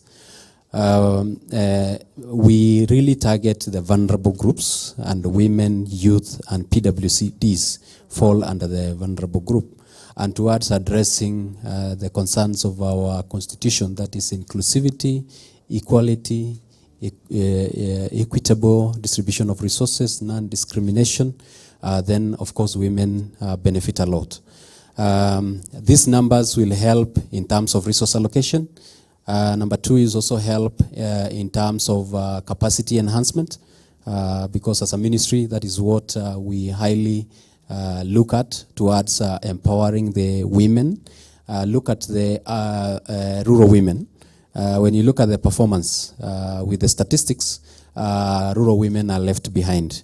And in terms of even branding and so on, there are a lot of, community things and cultural products that probably that have not gotten the light so that they can compete competitively in the market. And that's the reason why government is there to uplift them from the grassroots level. That is, these are women who are unbankable. These are women who cannot walk to a banking hall and get credit. Where I sit in the affirmative fund, we provide affordable, accessible, interest-free. A woman doesn't have to walk to a bank. A woman just have to walk to a chief's office, have to walk to CDF office or constituency office, pick a form, apply, have a representative representing women, representing youth, representing PWDs. They can interact with them and they can prioritize the resources which are at their disposal. That way, we will be able to reach the lowest level, and they can easily also come up and compete with the rest in the market. So as government, this is very important for policy direction and also for empowerment of the community. Fantastic. Melissa, let me bring you in just in terms of the importance, and we heard from Dr. Ajema on, I mean, you can't do this without data and numbers, and why it's so important in how brands engage consumers. And really, if you can look back, before something like Top 100 came into this space, you know, what were brands getting wrong when engaging this very critical demographic? Yeah, thanks for that question. Yeah, I mean, first of all, information. I mean, I've been a researcher for 35 years, so you can imagine what my answer is going to be. You know, that data and information is really critical to getting it right for brands and with consumers. As we can see from the study, 80% of household purchasing decisions are made by women, and you know, if we ignore or do not understand them properly, we risk losing out on sales, innovation opportunities, or getting the right kind of products for women and services for women out there. Lower contribution, of course, to the economy as a whole, and then also not having the products and services that women really want to improve their lives. And then, of course, on the economic development side, women are critical drivers of the economy and a number of other important social development sectors. You know, we've seen that they have strong financial aspirations, but they're also facing a lot of barriers. And it's good to hear some of the things that are being done by the government to overcome those. And that is really critical for private sector and governmental, non-governmental organizations to try to overcome some of those barriers. They're also underrepresented in the formal sector at all levels of jobs within Kenya. So again, we need to look at what are the issues there and how can we get them. And to do that, we really need data and information to understand that. Women drive health-seeking behavior in the household. They're active across so many agricultural sectors.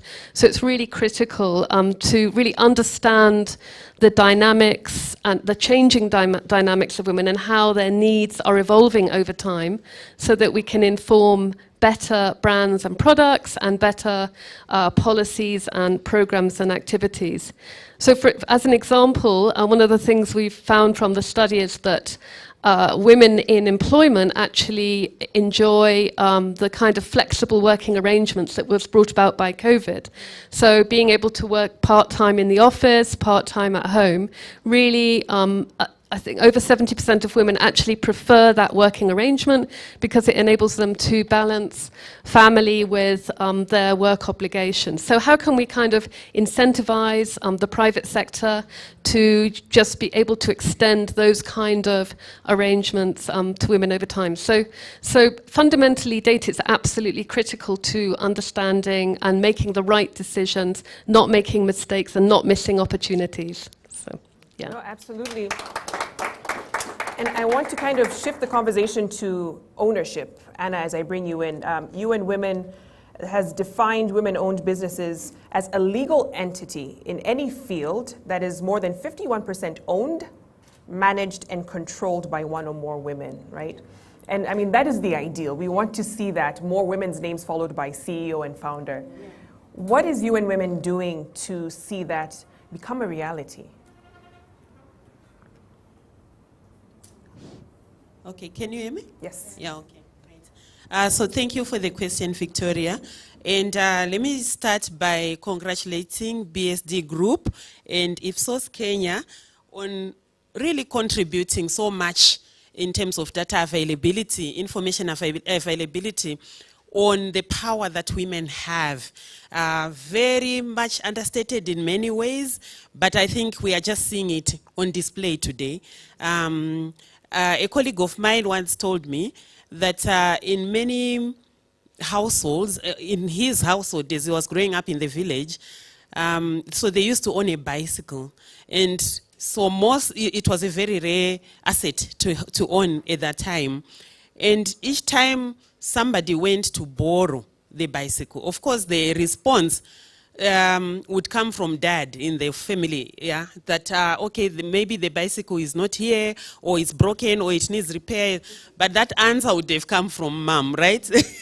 So just really demonstrating the power that women have, sometimes very clear out there in the open as we're seeing today, but also influence, right, in terms of the decisions, the big decisions that are made in the household. So really congratulations, BSD and Ipsos Kenya, on making that data available. Thank you. Now to your question, for UN Women, we have long since realized the power that business plays in advancing gender equality and women's empowerment. And this is already captured in the spirit of the Global Compact and with UN Women through the Women Empowerment Principles. So really bringing business to the gender equality discourse meaningfully, and then saying we cannot afford to have business on the terraces, as we call them on social media, right?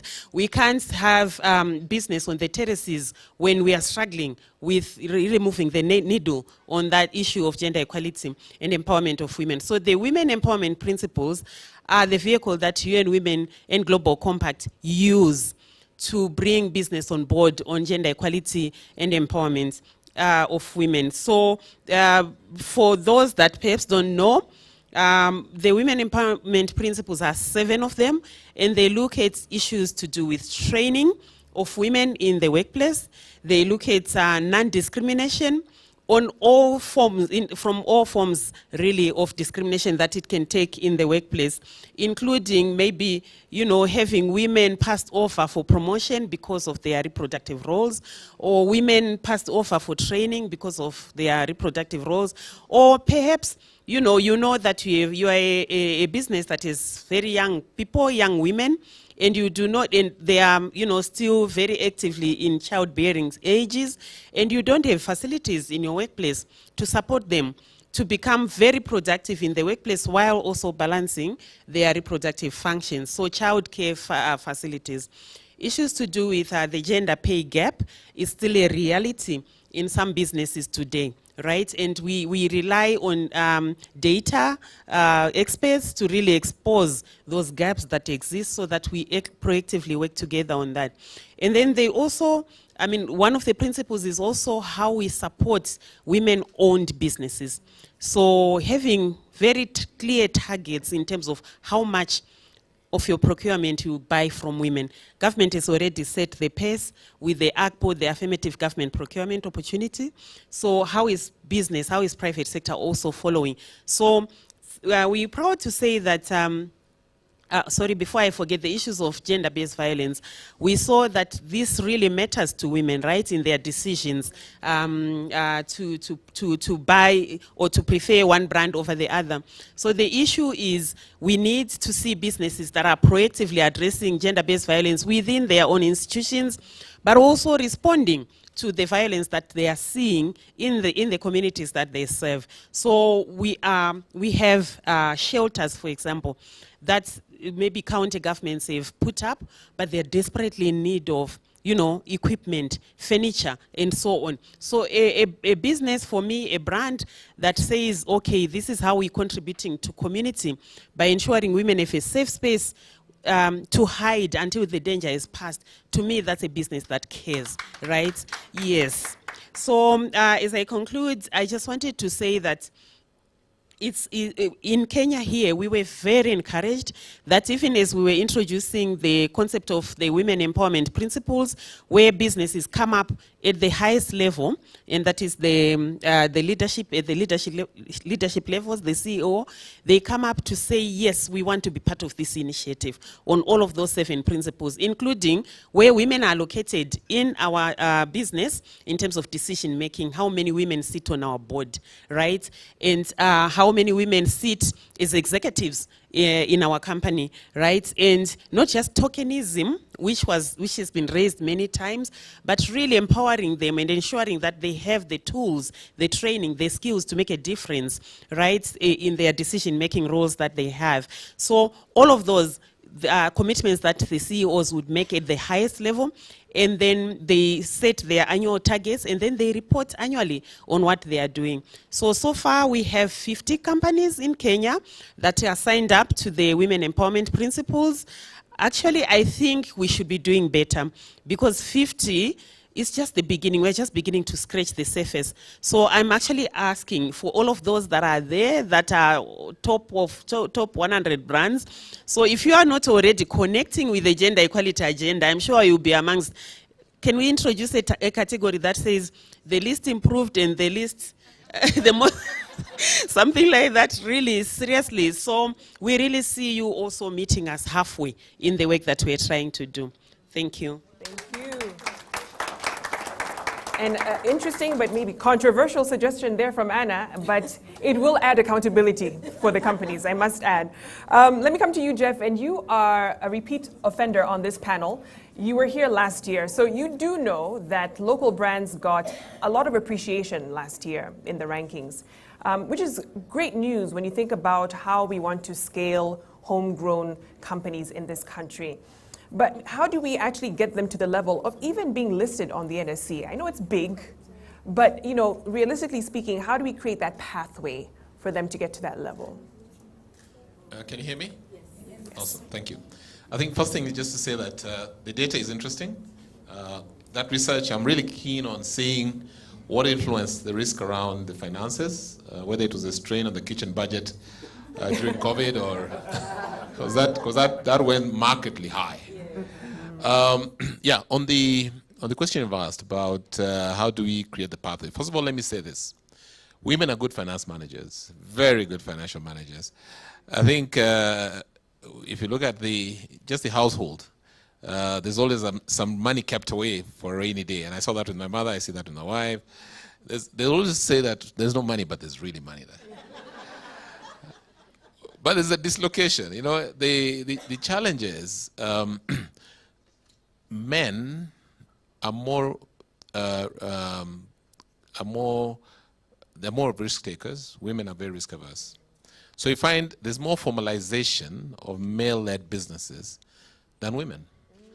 A woman starts a very good business, a great idea, but to formalize that business into a corporate entity is a bit of a challenge. There's a bit of a, trying to hold back, trying to struggle to give away a small stake, trying to bring in new people. There's a big, big challenge there. And so you look at that, if you look at most of the companies at the NSC, for instance, 90% of those that are even have founders are men. The ones that are led by women, the companies are founded by men, but the women are the CEOs now. And they're doing a fantastic job. So you can't understand why you start great businesses, but you're not ready to formalize them into corporate entities. So we created a program called Ibuka, which is a platform for incubation and acceleration. Again, out of 30 companies, less than 7 are women founders. So we are really struggling with that thought. We are like, what is the fear factor? What is really making you not come through? And when we do all the data, when you look at, and data is great. I'm happy to see that this is one of the only ministries that uses data science. I always say there must be a science to everything. Yeah, even this information, you must use science for good ideas. So we're looking at that, and we see the challenge is really that fear factor about formalization. I just don't want to let go. I think bringing in somebody is risky. They might take control and all that kind of thing. Just that step, that's a big, big issue. But Ibuka helps you. Because Ibuka brings you consultants, Ibuka brings you an independent third party that looks at your business and says, you're missing this, addresses the gaps you have. And that's what it does. And we take you through a 6-month incubation, a 9-month acceleration, and then you're really ready to go to the market. Now, the capital markets has the cheapest form of capital, if you all know. You get equity capital. Equity capital, you have no cost. Your cost is actually the transaction cost of starting, of actually acquiring the capital. After that, the person was giving you money and you are the same. Whether you make profits or losses, you all share the profits and the loss. If you go to the bank, you have to pay the initial appraisal fees and all these charging fees and interest. But our market has got the cheapest source of capital. The second thing about being a formalized company, it improves your governance. All right? So your survival of your business is more or less guaranteed because you're not the only stakeholder in that business. There's somebody, even if he's has got 10%, he has a stake. You cannot just wind it up, you cannot run it the way you have. So it enhances your corporate governance, and corporate governance leads to more trust and transparency in the business. The third thing, it enhances your brand. You know, people only consume or only support institutions that they have faith in, and they're sure these companies are sustainable. And so your brand, we call it brand equity, goes up, and that's why I'm here. I mean, I'm looking forward to seeing, in fact, I'm taking a list of those companies, and very soon I'll just get and tell you now, let's unlock this brand equity, and I'm sure Melvin's will be one of them. So, yeah, we need to unlock. It's money. Your brand is money. You need to unlock that brand equity. So we have a pathway. The Ibuka program allows you to go through that pathway, and then incubation, acceleration, and then capital markets. Now, the equity capital is not the only one. We also have bonds, corporate bonds, which is like a bank, which is like a debt instrument. Again, the beauty with that, it allows you to take the money in advance, service interest during the period, and pay the maturity after 5 years, 10 years that way. So you're able to get less stress on that side. Now, that's an easier one to do. And I just want to encourage women to think about it and think about coming through that. So, yes, the capital markets is a great avenue for all those benefits that you stand to gain. Yeah, thank you. Wonderful. And we hope to see more of those top 100s at the NSE at some point, ringing the bell and get trading on the stock exchange. I would like to bring in Rachel, who's joining us virtually. And you know, the findings this year and last year as well, we're really looking at the so what implications of women's everyday consumption, right? For you, as you looked at the numbers in comparison to last year, what stuck out for you? And what can brands really tap into from that aspect of, so what? We know this about them, but how do we move forward? Thank you so much, Victoria, and I hope that I'm coming through strong, loudly and clearly. Yes, you are. So the first thing is recognizing that, as you commented earlier, that this list shows the heavy domination of Kenyan brands. We've seen for many years the government working through various ministries to ask Kenyan companies Kenyan consumers to focus on Buy Kenya, Build Kenya. And so looking through as a Kenyan company, as a company that's looking at increasing its market share, what does it mean that you can already see, and Kenyan women are signposting that they do appreciate locally manufactured goods? And so being able to think through how do we ensure that our growth strategy is factoring that in and that we are being able to work with that. I also did, like you, have a question about Gucci. I think you mentioned that we need to unpack that one and to understand which Gucci we're talking about. But we did see that a large population of those, especially that were doing well, were actually local brands. I think another factor that we can see is the regional hold that certain brands have. So looking at what we saw coming from Central, coming from different sections, Western, and for companies to think through and recognize that even women who might not be in the bigger cities, they do have purchasing power, they do have a say, and they are using their say and have that voice in terms of being able to support the brands within the regions. And so that marketing departments need to be thinking about the value that they can derive and bring into the company by looking at regional markets and being able to appreciate those regional areas. The third is also, just as we were speaking, we were able to see that QuickMart, I think, is one of the companies that has risen highly through the ranks. And we need to unpack that, and I'm sure we will be able to get some more insights and understanding and ask ourselves, what are some of the drivers that led to this substantial growth.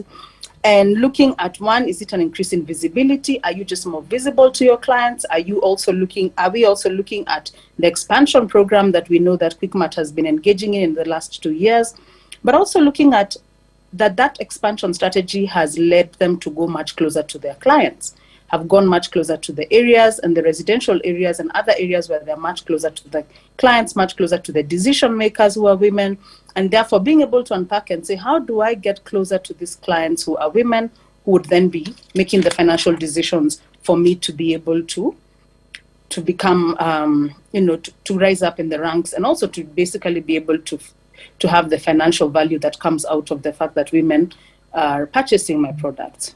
But I think beyond that is also to think around, as we were doing the introduction and we were looking at the psychographics of how women are making these decisions, we could see that amongst their biggest dreams, first was financial, closely followed by family. But when we looked at what are the fears, we also noted that one of the greatest fears was loss of family. And so to think through about the direct correlation between their financial success and their family success, and how we as a brand can be able to communicate, to be in that space and to work closely with them in order to be able to be touching both their hearts and also their minds. So there's quite a lot to unpack there, and I think as we go along, we'll be able to see some of these insights. Thank you so much, Victoria.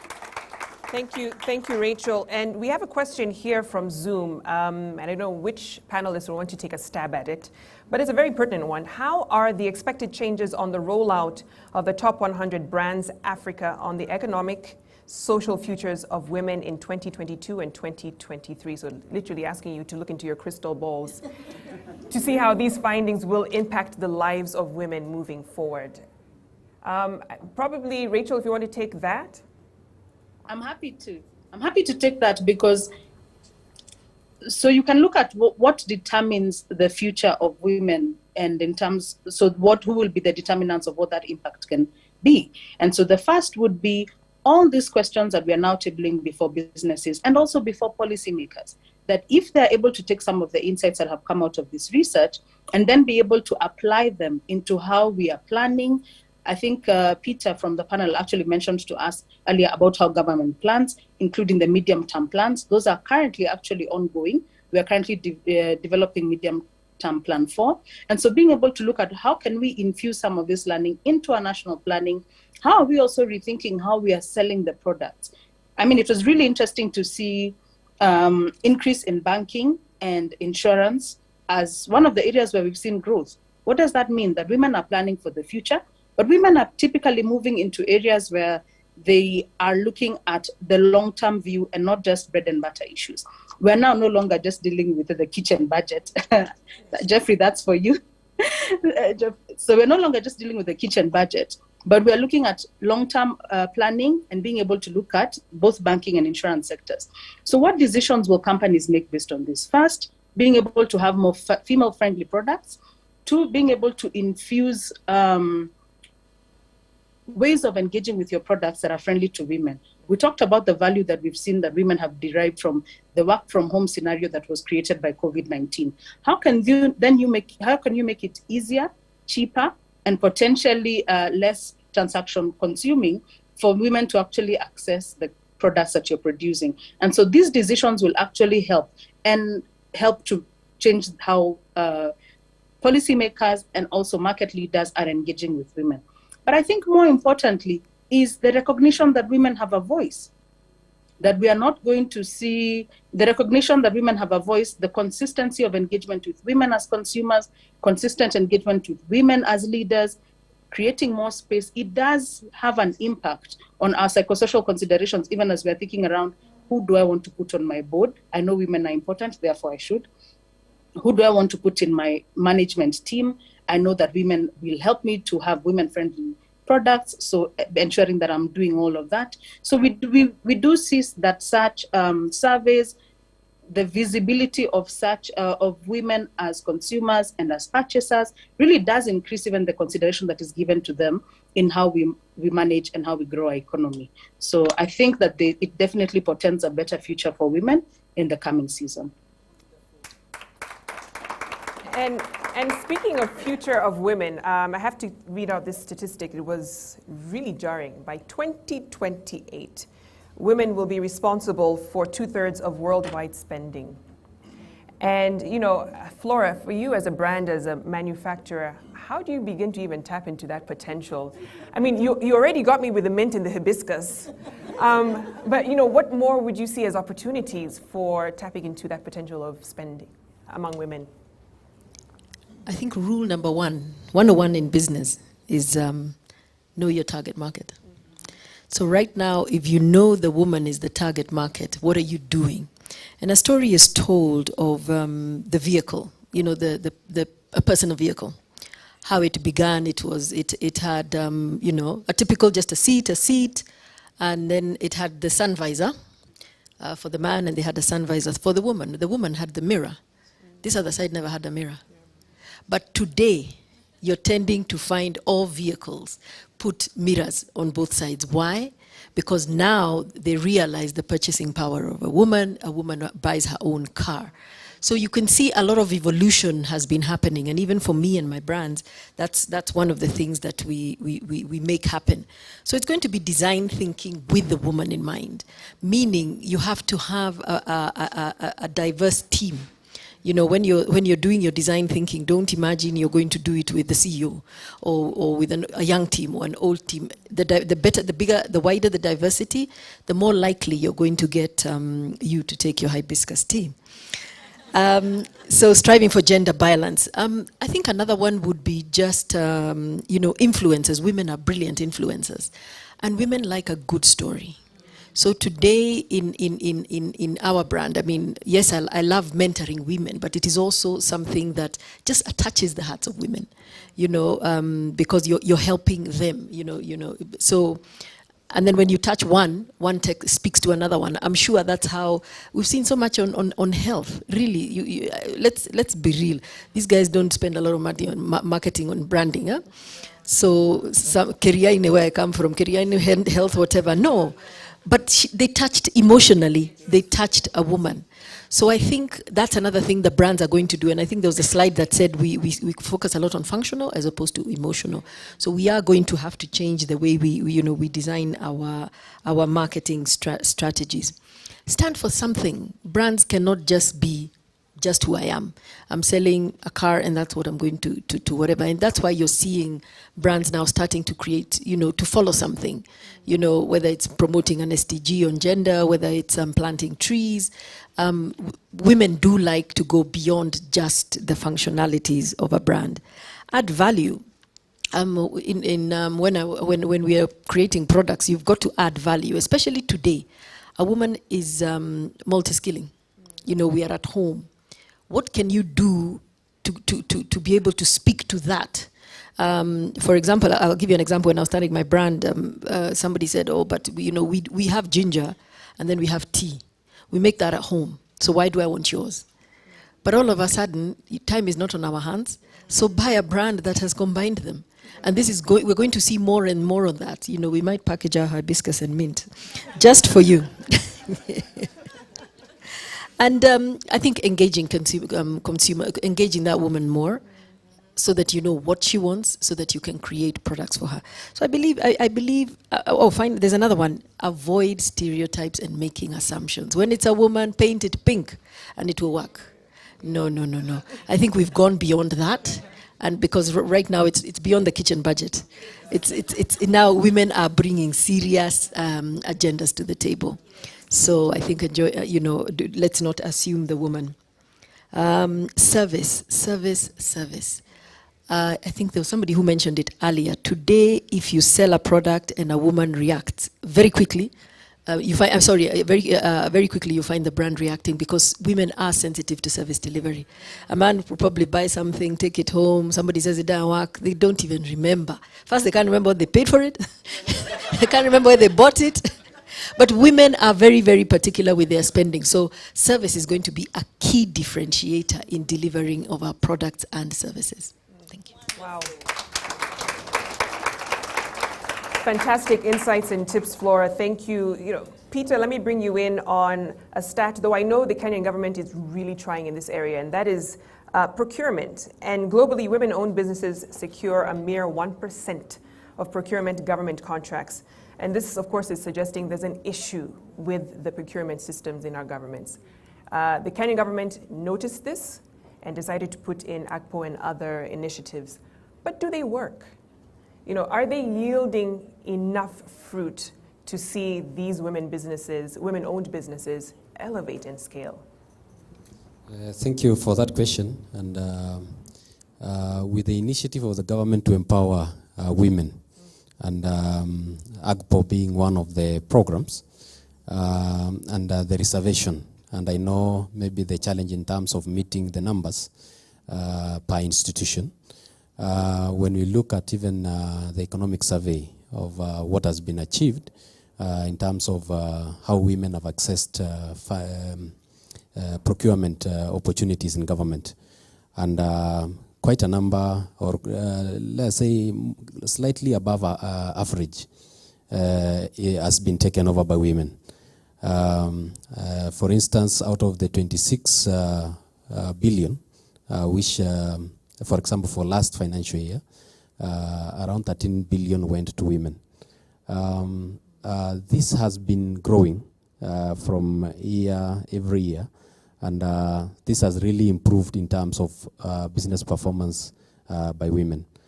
AGPO in itself is an opportunity that it limits a lot of competition, a lot of requirements, apart from having some inhibition in terms of upscaling other women, because there are women who have persistently been contractors under AGPO.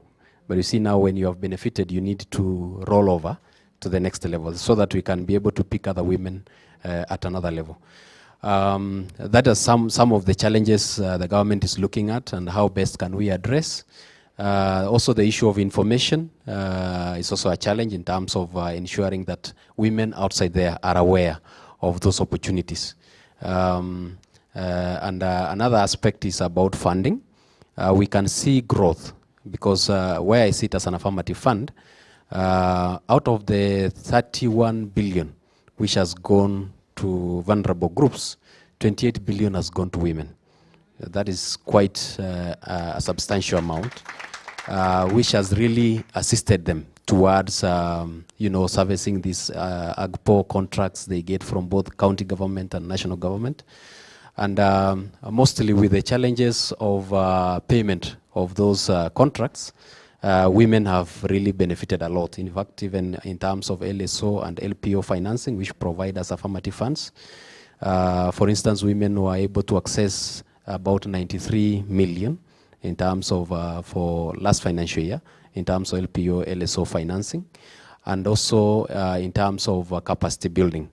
About 21,000 groups of women have also benefited in capacity building on entrepreneurship, on AGPO. We have to train them so that they understand what AGPO is.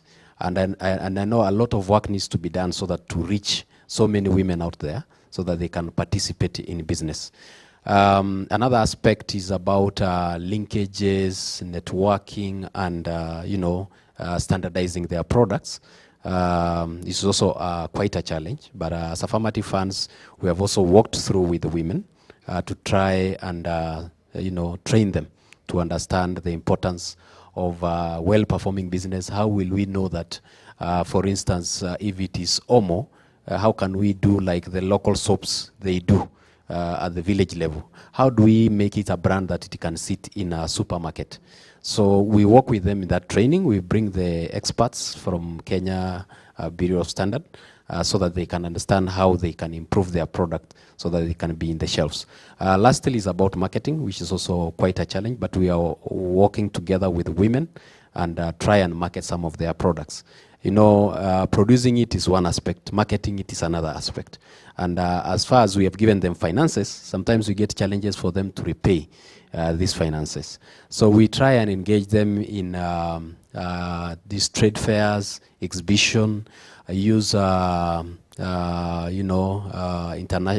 internet to put their products in those platforms. So we have also tried to assist close to 40,000 women to put their products up there. We have Wave Soko, ourselves in Uwezo, we have Google platform. We work together with various other partners so that they can be able to market their products. Fantastic. And great to see the government interrogate those numbers as well, just to see how best to engage women-owned businesses. But yeah, the future looks bright indeed. Melissa, let me come to you. Just in terms of, and this is great, Top 100 is fantastic. We have insights into the women consumer.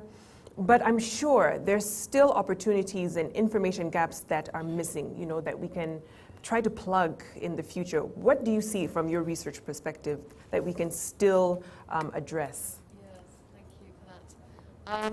Well, first of all, before I answer the question, there's a lot of information in this study. I think if you could see from Koi's presentation, actually, it covers a lot of things that she wasn't able to talk about here. So first of all, let's make use of that data, the data that we actually have, and dig into it. But having said that, yeah, there are big gaps in information available. When I compare Kenya to my original home country, a long time ago now, in the UK, there's a lot of publicly available information that especially small businesses can tap into, you know, to help to grow their business. They may not be able to afford market research, but they can get access to that information. So we really need to look at how can we provide sort of syndicated studies where different groups of businesses get together and provide data for smaller businesses to help them to grow up to those large ones that will be listed on the stock exchange. The other thing I think is about segmentation. Some of the studies you see, not so much this one, but look at women as one group, and they say, oh, that's the man's view, and that's the man's view, and that's the woman's view. But actually, we need to go into a much greater use of segmentation among women. We're not all the same, obviously. There's 13 million women in Kenya, or more, adult women. So everyone is different. So we really need to look at segments. And I take one example, the segment of single mothers. They're 30% of women in Kenya. And we have some understanding of them, but not really in depth. What are their motivations? What are their values? What do they need in life? And how do they feel? And can they be, and how can we help them to succeed and help them be recognized as just as any other family in Kenya? And then a multitude of other segments based around beliefs, aspirations, and so on. So we need to see this very multifaceted woman and really understand the needs of all of those different groups. And that can really help us to avoid unconscious bias, that we have in communication and making assumptions that was mentioned earlier, to really understand, what women actually need and how they see themselves and how they want to see themselves in communication, etc. And also that kind of depth research will help us to understand how, if we need to tap into some of the sort of activist movements around feminist movements and so on, how much are they being taken up? Should we be communicating more about those movements and amplifying them? And it's this maturity that was again mentioned earlier in terms of what women really want to hear about. And I think, in fact, my son, who's 13, he came home from school the week before last, and he said, "Mummy, I think I'm a feminist." I was like, "Oh." I was like, "Oh, great." So I was very supportive. That's wonderful and everything, I was a bit worried that he might not know what it meant, but actually he was able to define it as, meaning equality, of being in favor of equality for the gender. So if our schools are talking about those things, we need to amplify that through communication and all of, the work that we're doing. We need to really understand those issues. And then finally, the final thing, is the male perspective. Do we really have a deep understanding of the male self identity and values? And how can we actually convince use research to understand how to get men to be more accepting of new roles for women in society. So those are just a few. There's many, many more. So. Yeah. We have a few minutes to go before we wrap up the panel discussion, but I want to, if I can, Anna, move to Jeff really quickly to get an immediate reaction from what Melissa had said involving men. We have the He for She campaign, and we can't leave men out of this when we're talking about gender equity. From where you sit, Jeff, and in a leadership role, we keep talking about having to have more women in the leadership value chain. How do we do that effectively to see them occupy the C-suite, to see them occupy CEO, founder roles? That's a great question. In fact, just to put it in perspective, as we as the NSC are members of the United Nations Sustainable Stock Exchanges Initiative, and that was a very conscious initiative put there by the United Nations Secretary General to promote the inclusion of women in corporate world. And so a lot of exchanges have adapted that, because exchanges constitute the largest companies in any country. And it's very evidential what we can do to consciously ensure that we enhance inclusion and the gender balance issue. So we have developed programs to make that happen. We have got, in partnership with other partners, we run a diversity program called Diversity Roundtable, where we bring all company heads, chairmen and CEOs, to sit around the table with our partners who support the women agenda and really discuss how they can include more women on boards and even senior management. We also work with the UN Women to promote that. We encourage the signing of the Women Empowerment Principles, and you must actually demonstrate that you're doing something about it. And as a result, today 37% of the women on board, 37% of corporate positions on the boards are held by women, ahead of the global average of 23%. So we are leading. And there are very many women groups that are doing, women associations that are doing this to identify and to encourage women to come up. Because something has to be done, an affirmative action has to be done to really make them come out. It's not that they are not able to, but I think they need to be encouraged because of historical reasons, and that can happen. So those are the kind of initiatives that we're doing. We want to see more and more women step into the ring, really come and fight for their space. So we're promoting top-down initiatives around equal pay, equal opportunity employers. There are companies that have got 50-50, some have got 60-40 women running the organizations, and they're doing extremely well. Because women have got some amazing ability to multi-skill and multi-manage things, and risk management and governance, and even today's strategy, and all these things are very important. And so I think those are the kind of things we're saying are coming through, and really trying to promote that. So there's a very conscious direction towards achieving that. I just wanted to comment on the issue about influencing, how women are very influential in decision making, and also in terms of marketing. I think women are the best influencers. I mean, just an example I've also seen. I think in the last 1 year, I've transitioned from one supermarket to 3 different supermarkets. Because I don't know why, but I'm told we are now shopping in this one. And I see this one looks as perfectly as good as this one. But there's an issue. Now that's just a basic attribute that women are very influential. And marketing. I mean, if you want to get the message around quickly, use the women. They'll speak to each other. They communicate. I think there's a multi-level marketing strategy that they have that men don't have. And that's very, very important. So I think to your point about controlling spending in the year 2028, I'm totally in agreement. They will do it. And we all have to position our products to bring these people on board. And so even in terms of our programs we'll run, we'll actually be engaging more towards helping women organizations come in, because we believe that's the future of the corporate world. Thank you. Indeed, indeed. And Anna, let me wrap up with you with a question from someone watching virtually, and they ask, what strategies is your organization putting in place to effectively target men as key drivers for the gender agenda? Thank you very much for the question online.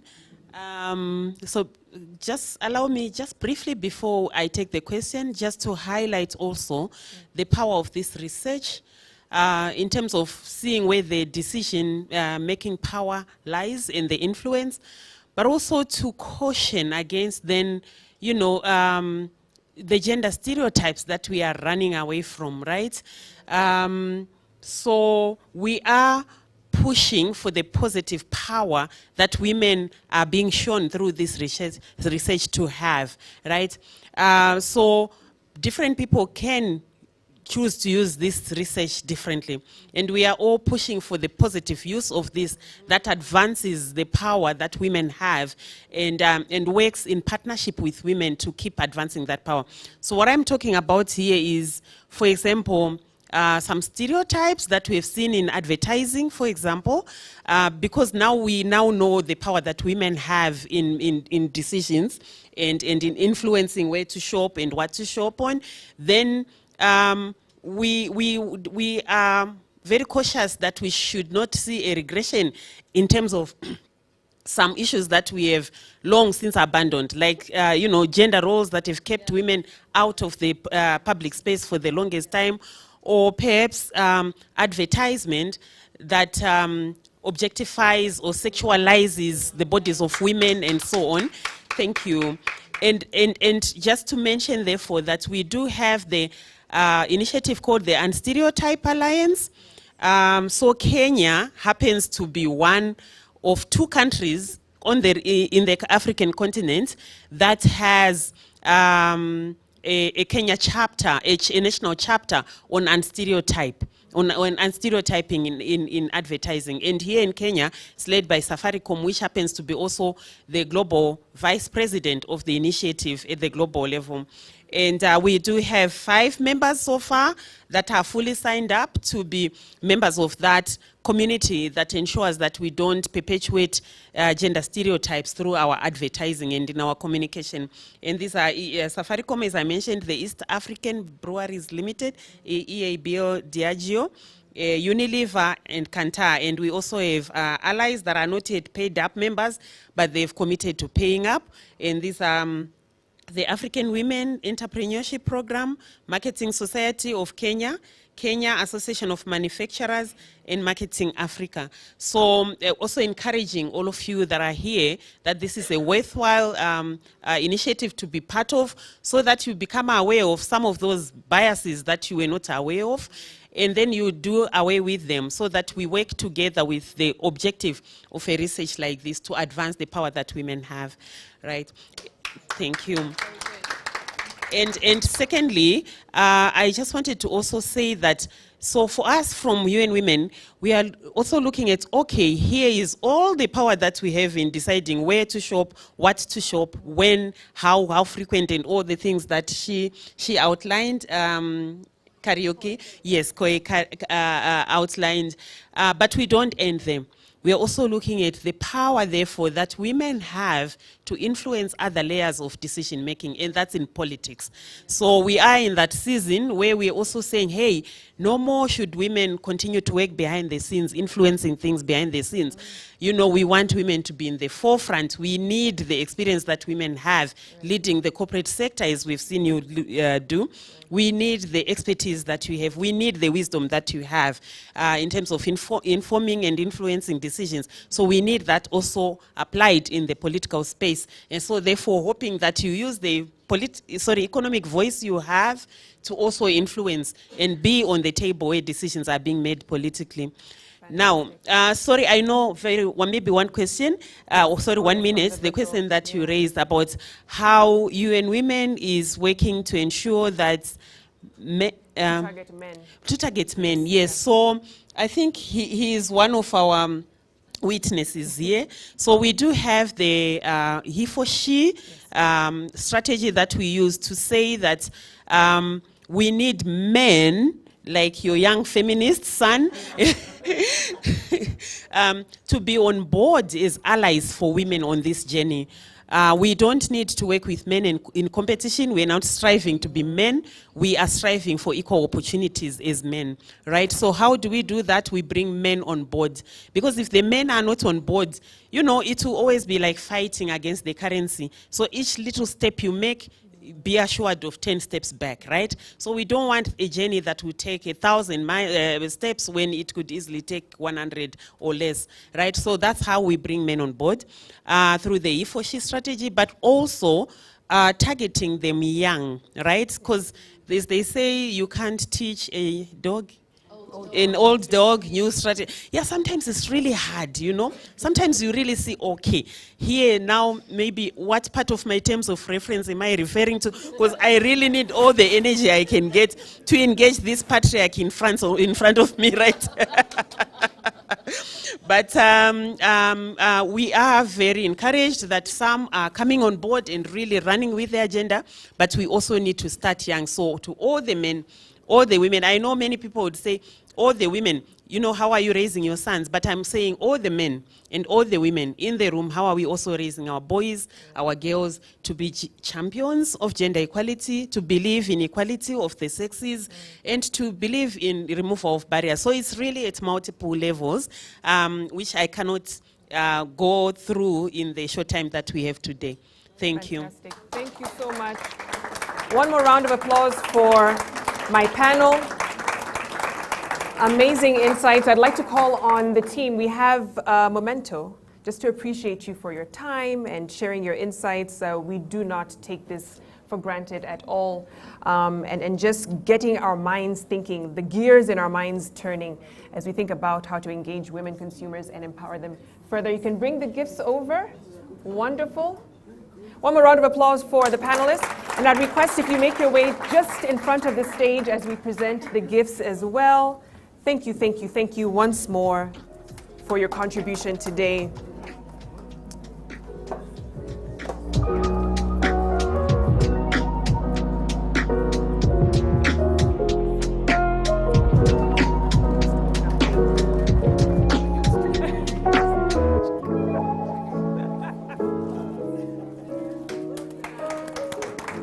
Thank you so much. And at this juncture, let's take a look at the final 50.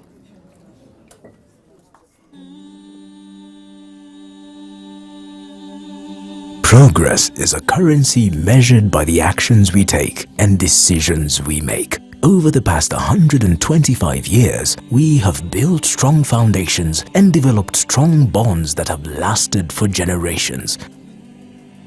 We pride ourselves on the rich heritage that transcends generations.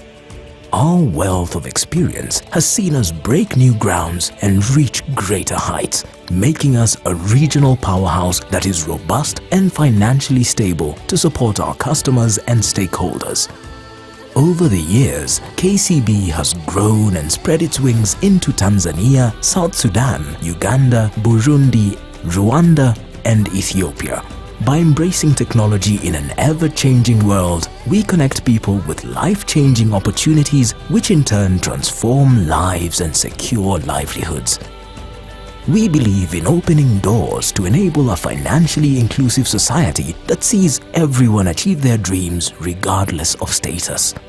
Progress is about inspiring a generation that changes the world. It's about looking beyond short-term benefits and embracing long-term desirable change.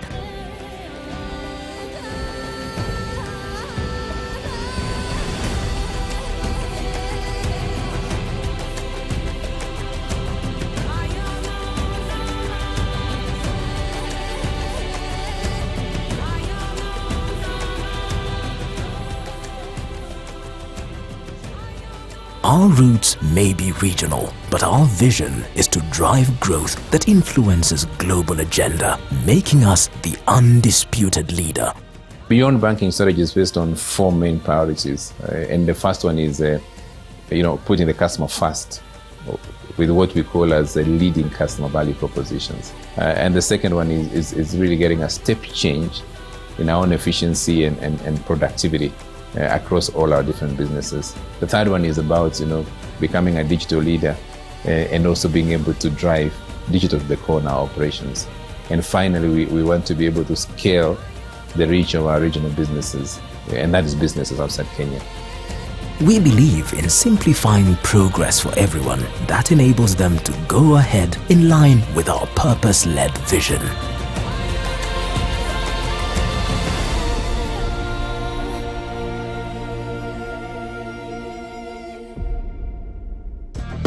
The Top 100 Most Loved Brands by Women in Kenya, 2022 edition. Proudly brought to you by BSD Group and Ipsos. Number 50. Vaseline Body Care Products Lotion. 49. Kionyo Tea. 48. Fatma. 47. My Girl. 46. Festive. 45. Kibuyu Bar Soap. 44. Nice and Lovely Body Care Products Petroleum Jelly. 43. Ajab. 42. Dalamere. 41. Dollar. 40. Msafi. 39. Whitewash. 38. Second-hand clothing Mtumba. 37. Real Hospital Rift. 36. Samsung. 35. DSTV. 34. Star Times. 33.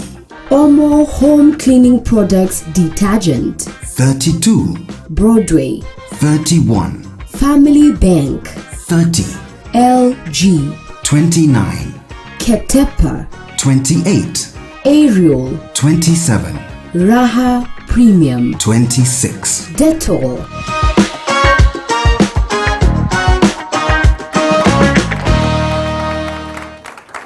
Fantastic. And we still have one more round, but we actually will be honoring the top 10. But let's take a look at the next batch before we get to the top 10 brands.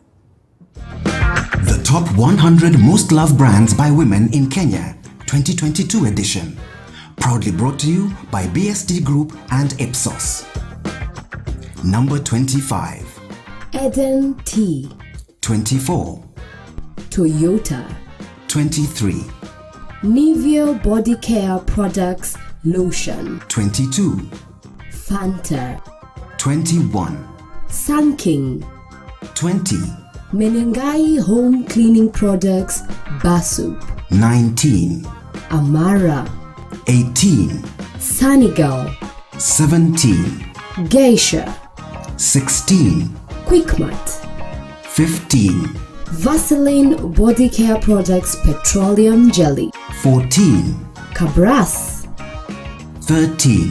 NHIF. 12. Nice and Lovely Body Care Products Lotion. 11.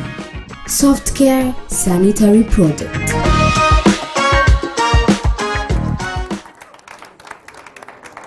Fantastic. Congratulations to all of the brands that made it on the list. But at this point, allow me to introduce, or rather to invite Susan Chege, Chairperson, Marketing and Social Research Association, to join me on stage as we recognize the top 10.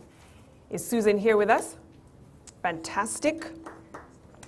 And then we'll also ask someone from the team, thank you, to join us as well for this momentous occasion. So can we take a look at number 10? The Top 100 Brands Most Loved by Women in Kenya, 2022 edition. Proudly brought to you by BSD Group and Ipsos. And now, the top 10. Number 10. KCB Bank.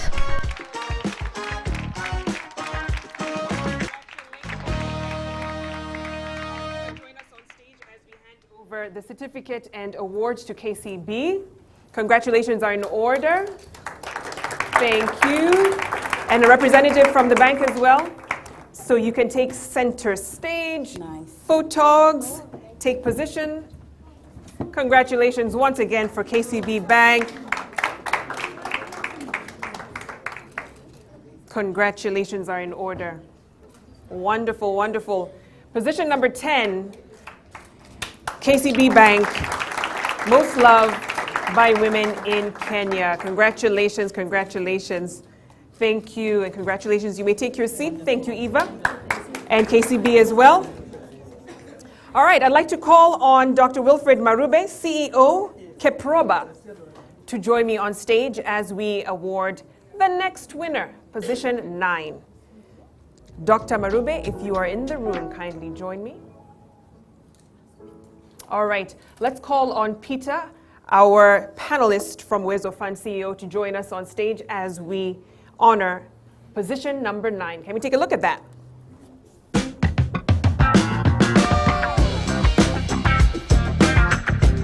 Number 9. Go TV. Go TV, congratulations. Do we have a representative in the room, Go TV? All right, I will actually accept it on their behalf. Thank you. Congratulations. Yeah.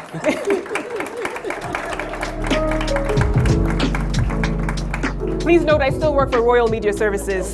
Thank you, Peter. You may take your seat, but we'll be sure to get it to them. Thank you once again. Reverend Mugera, if you can join me on stage as we present the next award for position number 8. Let's take a look.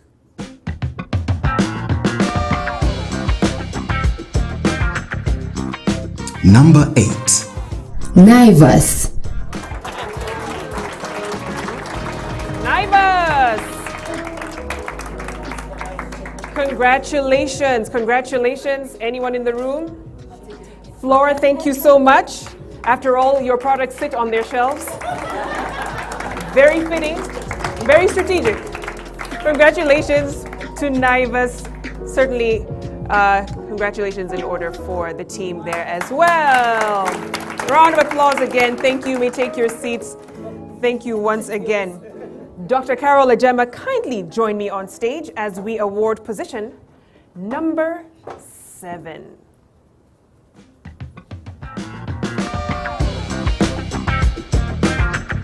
Number 7. Coca-Cola. Wow. Coca-Cola. Fantastic. Do we have anyone in the room to receive it on their behalf? Okay, I'll be the designate. Oh, you want to be the receiving on behalf of Coca-Cola in absentia. This is an amazing accomplishment. Congratulations once again to Coca-Cola. 2 brands they have in the top 100. Thank you so much, Dr. Ajema.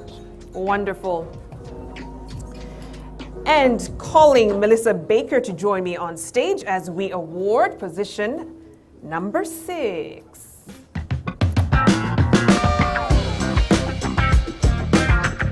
Number 6. Always.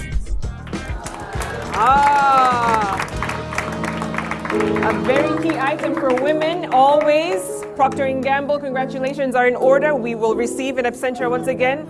I do not receive salary from any of these companies, but we will represent them ably. Thank you so much. Congratulations, always. Thank you, Melissa. Wonderful. I'd like to call on Jeffrey Odundu to join me on stage as we award number 5. And here's the top 5. Number 5. Aramis.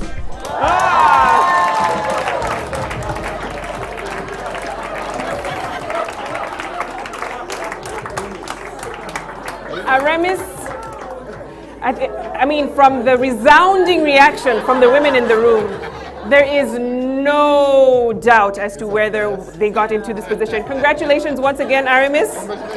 Thank you. Thank you, Jeffrey. Thank you so much. You may take your seat. Wonderful, wonderful. All right, I'd like to call on Anna Mutavati to join me on stage as we award position number 4.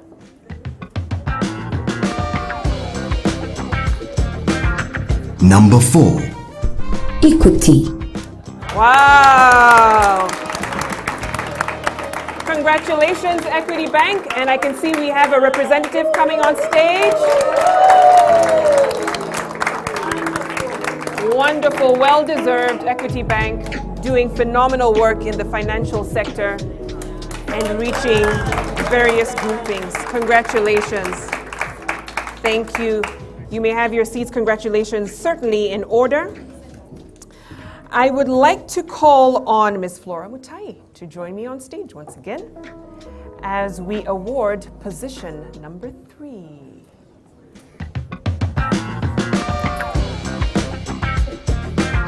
And the second runner-up is, at number 3, Airtel. Airtel, congratulations, congratulations.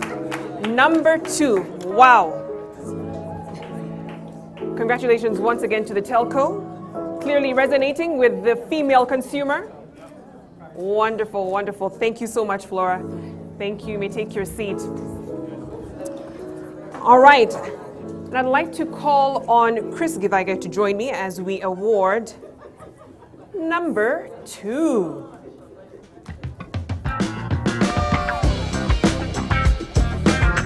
And the first runner-up is number 2. M-Pesa.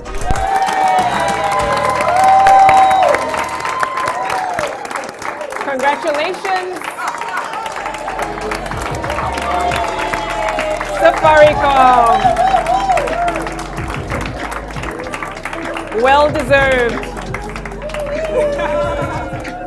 Well deserved. One more round of applause for the team from Safaricom and M-Pesa. Wonderful, wonderful. Fantastic. Great. You may take your seats, but Chris, I'll ask that you remain on stage and I'll invite Eva and Honorable Shebesh to join me on stage as we announce the top brand. Out of 100, this was no small feat. Wonderful, wonderful.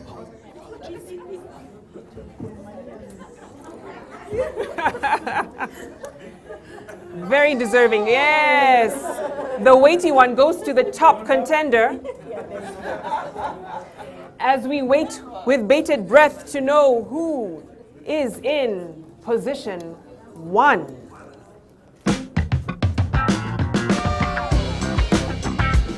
And the number 1 position for 2022 goes to Safaricom PLC. Wow! Congratulations, Safaricom. Fantastic, fantastic. Ably represented by women. All right, Safaricom. Well done indeed. Wonderful, wonderful. Let's get into position as we capture this moment. Congratulations once again. The team very excited. One more round of applause. Wonderful. Thank you so much. And just a kind request, you may take your seats. We'd want to hear briefly from Dr. Ajema, just to give a few salutations to the top 10 winners, if you may. And we'll also prepare for a brief photo op as well.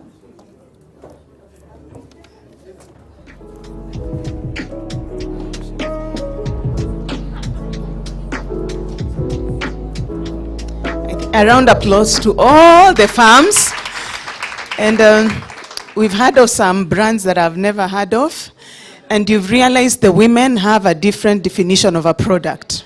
You know, we heard of dispensaries, we heard of the bar soaps, and you can see the excitement there from the winners. And to us in this room, I think the winners for us are the women who spoke on behalf of all the other women who use this product. So we give a round of applause to the women, and not forgetting the men who also contribute towards this agenda. You know, I almost said hallelujah, you know. So just giving a round of applause to the persons who contributed to the research and also to the firms. By you being in this particular position, really, it just calls for you to up your game. We had said it's about integrity, quality, loyalty, and we as the consumers really have the right to shift our perception of your product. So a big up to all those who've won, and those who didn't quote unquote do well. We know there is always a 2023 that you can aspire towards. But in between here, work on our emotions as we engage with your branding. Thank you so, so much. Thank you so much, Dr. Gemma. Now we have a few more tokens of appreciation for our earlier speakers in the session, and I'd like to call on the team to prep those as we also prep for a final photo session. So I'd like to call on Mr. Chris Githaiga to join me on stage. Oh, you get double gifted today, which is nice. And the team, if you can prep the gifts as well, thank you. Dr. Gemma, if you join me on stage also once more, we have a gift for you. Wonderful. Fantastic. Our chief guest, Honorable Shebesh. Thank you. And round of applause for them. Weren't they amazing? Sharing their insights. Eva Muraya as well. Yes, we do have a token of appreciation for you. Thank you. You can bring them over. Thank you so much.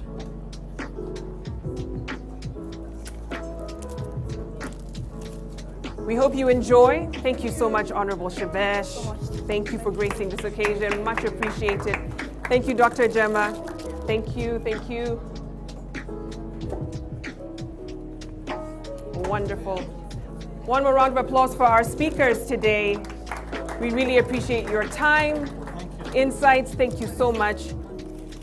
And your investments as well. And last but not least, we have one more for Koi Karaoke. We wouldn't be here without your work, without your investment and your time. So please join me on stage as we honor you as well. One more round of applause for Koi. Thank you. Thank you so much. All right, and we have a few more messages from our sponsors. The team from KCB, just to make one thank you note, as well as a team from Safaricom. So one representative from KCB, if you can join me on stage to make one final remark, and Safaricom as well. Thank you.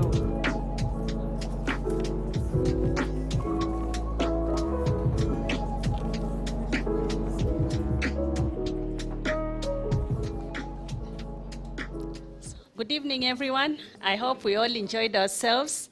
All protocols observed.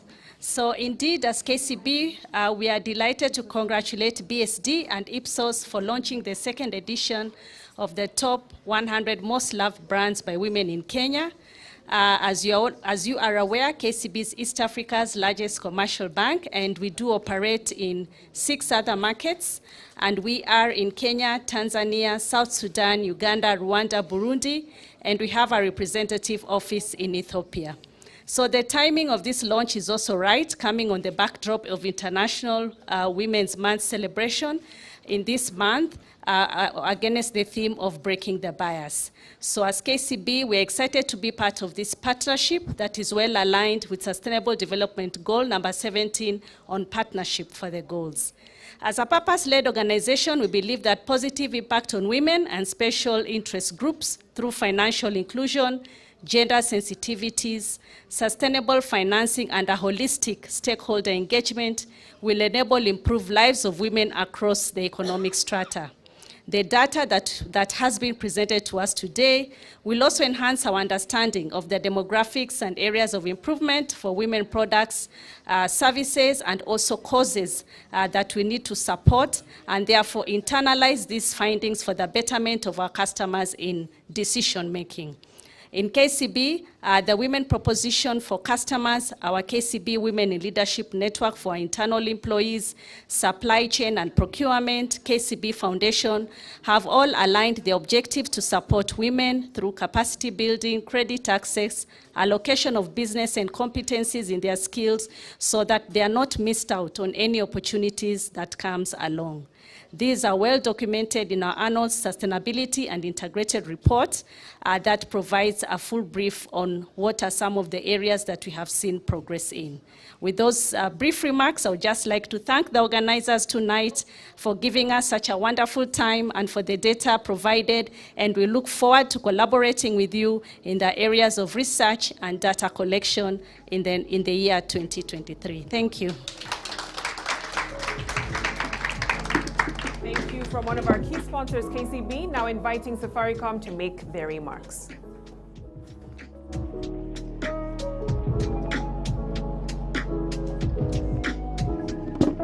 Good evening, everyone. I mean, we're so excited. All protocols observed. It was a bit of a close call, but anyway, we're very excited. We are so excited because honestly, at Safaricom, we really believe our vision and our purpose is to transform the lives of our customers. So the first thing we want to say is thank you to all the customers that we serve every day and night. You know, just to bring the network to you, to bring the airtime to you, to bring all the products and services, and for opening the community so that we may be able to do all the community engagements that we do through the foundation. I mean, we're just humbled, and I think what this has done is it has sort of like solidified our belief in what it is that we do, but I think also it has created a bit more awareness in terms of our focus on hyper-segmentation. I think one of the panelists mentioned that we cannot look at all customers the same. All customers have different needs. Even as women, we all have different needs, different desires, different passion points. And there's a fantastic opportunity to tap into this sector that we're calling women. And I think it's a great time that we live in, where women are being recognized and being given opportunities, but more still needs to be done. A lot more needs to be done. There's a lot more we need to do from an access perspective. The smartphone becomes a window to maybe accessing some of these services. How can we even make it cheaper? How can we make owning a home easier? How can we make education sort of like a right for everyone? So there's a lot more work that we can do. And for us, we're very grateful for the incredible work that BSD and Ipsos have done. We look forward to getting the data, to just analyze it, understand it better, and we are very excited and happy about the results today. Thank you very much. Thank you, and well-deserved once again. Congratulations to Safaricom and all of the brands that made it on the top 100 list. I think they deserve one last round of applause. Certainly resonating with the female consumer in Kenya. Now, a quick note for those of you who would be requiring the study. We have pre-order forms that are available. The BSD team, if you can wave your hand really quickly. Fantastic. There in the corner of the room. If you can reach out to them, they'll get the order form to you, and you can get the study in your hands. Even though, yes, we are in a virtual and hybrid society now, you can get it on soft as well. So we'll make that arrangement. I'd like to invite Enoch Wandera, Chief Client Officer at Ipsos, to move a vote of thanks as we bring this session to a close. Round of applause for him.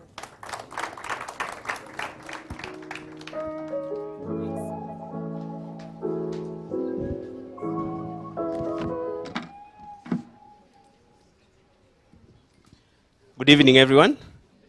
And I think maybe in New York, maybe it's getting to afternoon, so I can say afternoon.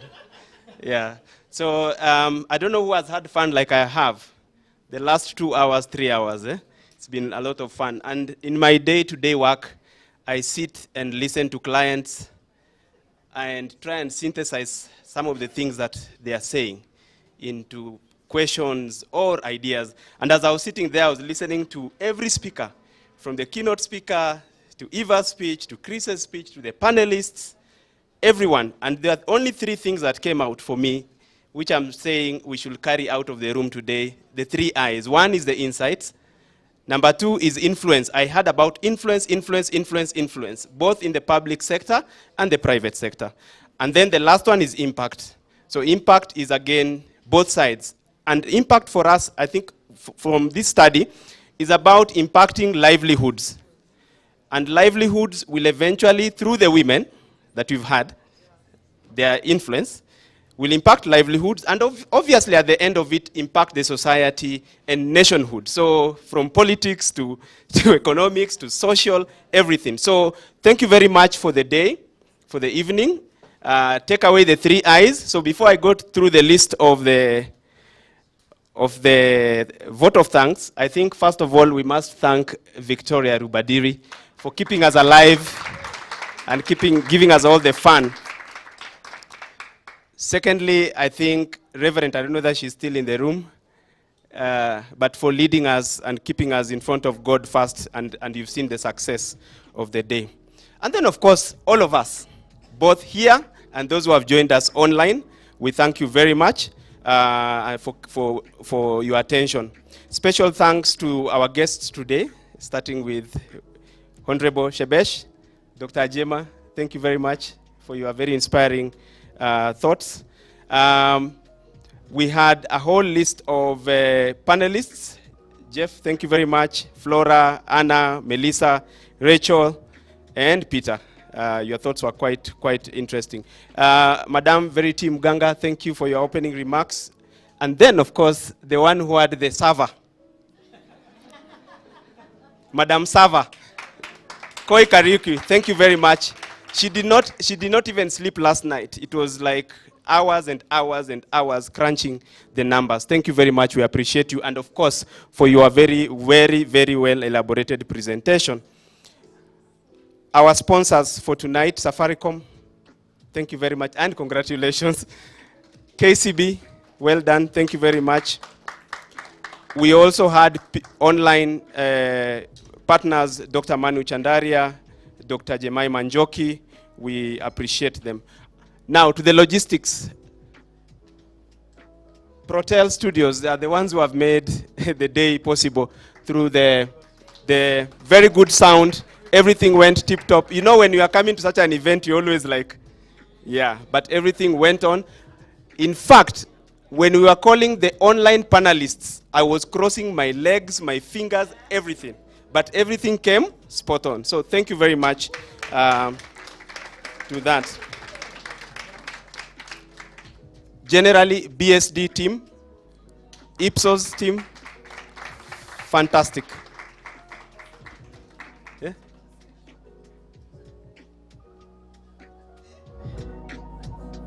Someone said something. The BSD team, a whole team that has been working for long hours to bring this to fruition, and the Ipsos team, of course. Finally, Chris and Eva. Yeah, you gave the story, and I think a few hours before this, we were in a small room there, the other side, and they said that they have agreed, and this is not on a light note, but they have agreed that this is not going to be a sprint, but it's a marathon. So there was edition 1, there's edition 2 we've launched today. There's going to be edition 3, and too many more. So thank you very much for your sponsorship and your leadership on this, and we look forward to that. Thank you very much also to the sports station, who have been able to really help us as well with the organization of the gifts and the trophies that we've seen today. Actually, I was over-impressed. Very, very impressed. So give a hand of applause for that as well. As I come to a close, I think, remember the 3 I's. We are good. Yeah, the insights, the influence, and the impact. And today is actually the start of the conversation. A lot of the things that have been said here was just a start. So we are going to continue with that convention. And at that note, I want to thank everyone for your attention, for your time, and have a good evening. That ends my job for tonight. Thank you very much.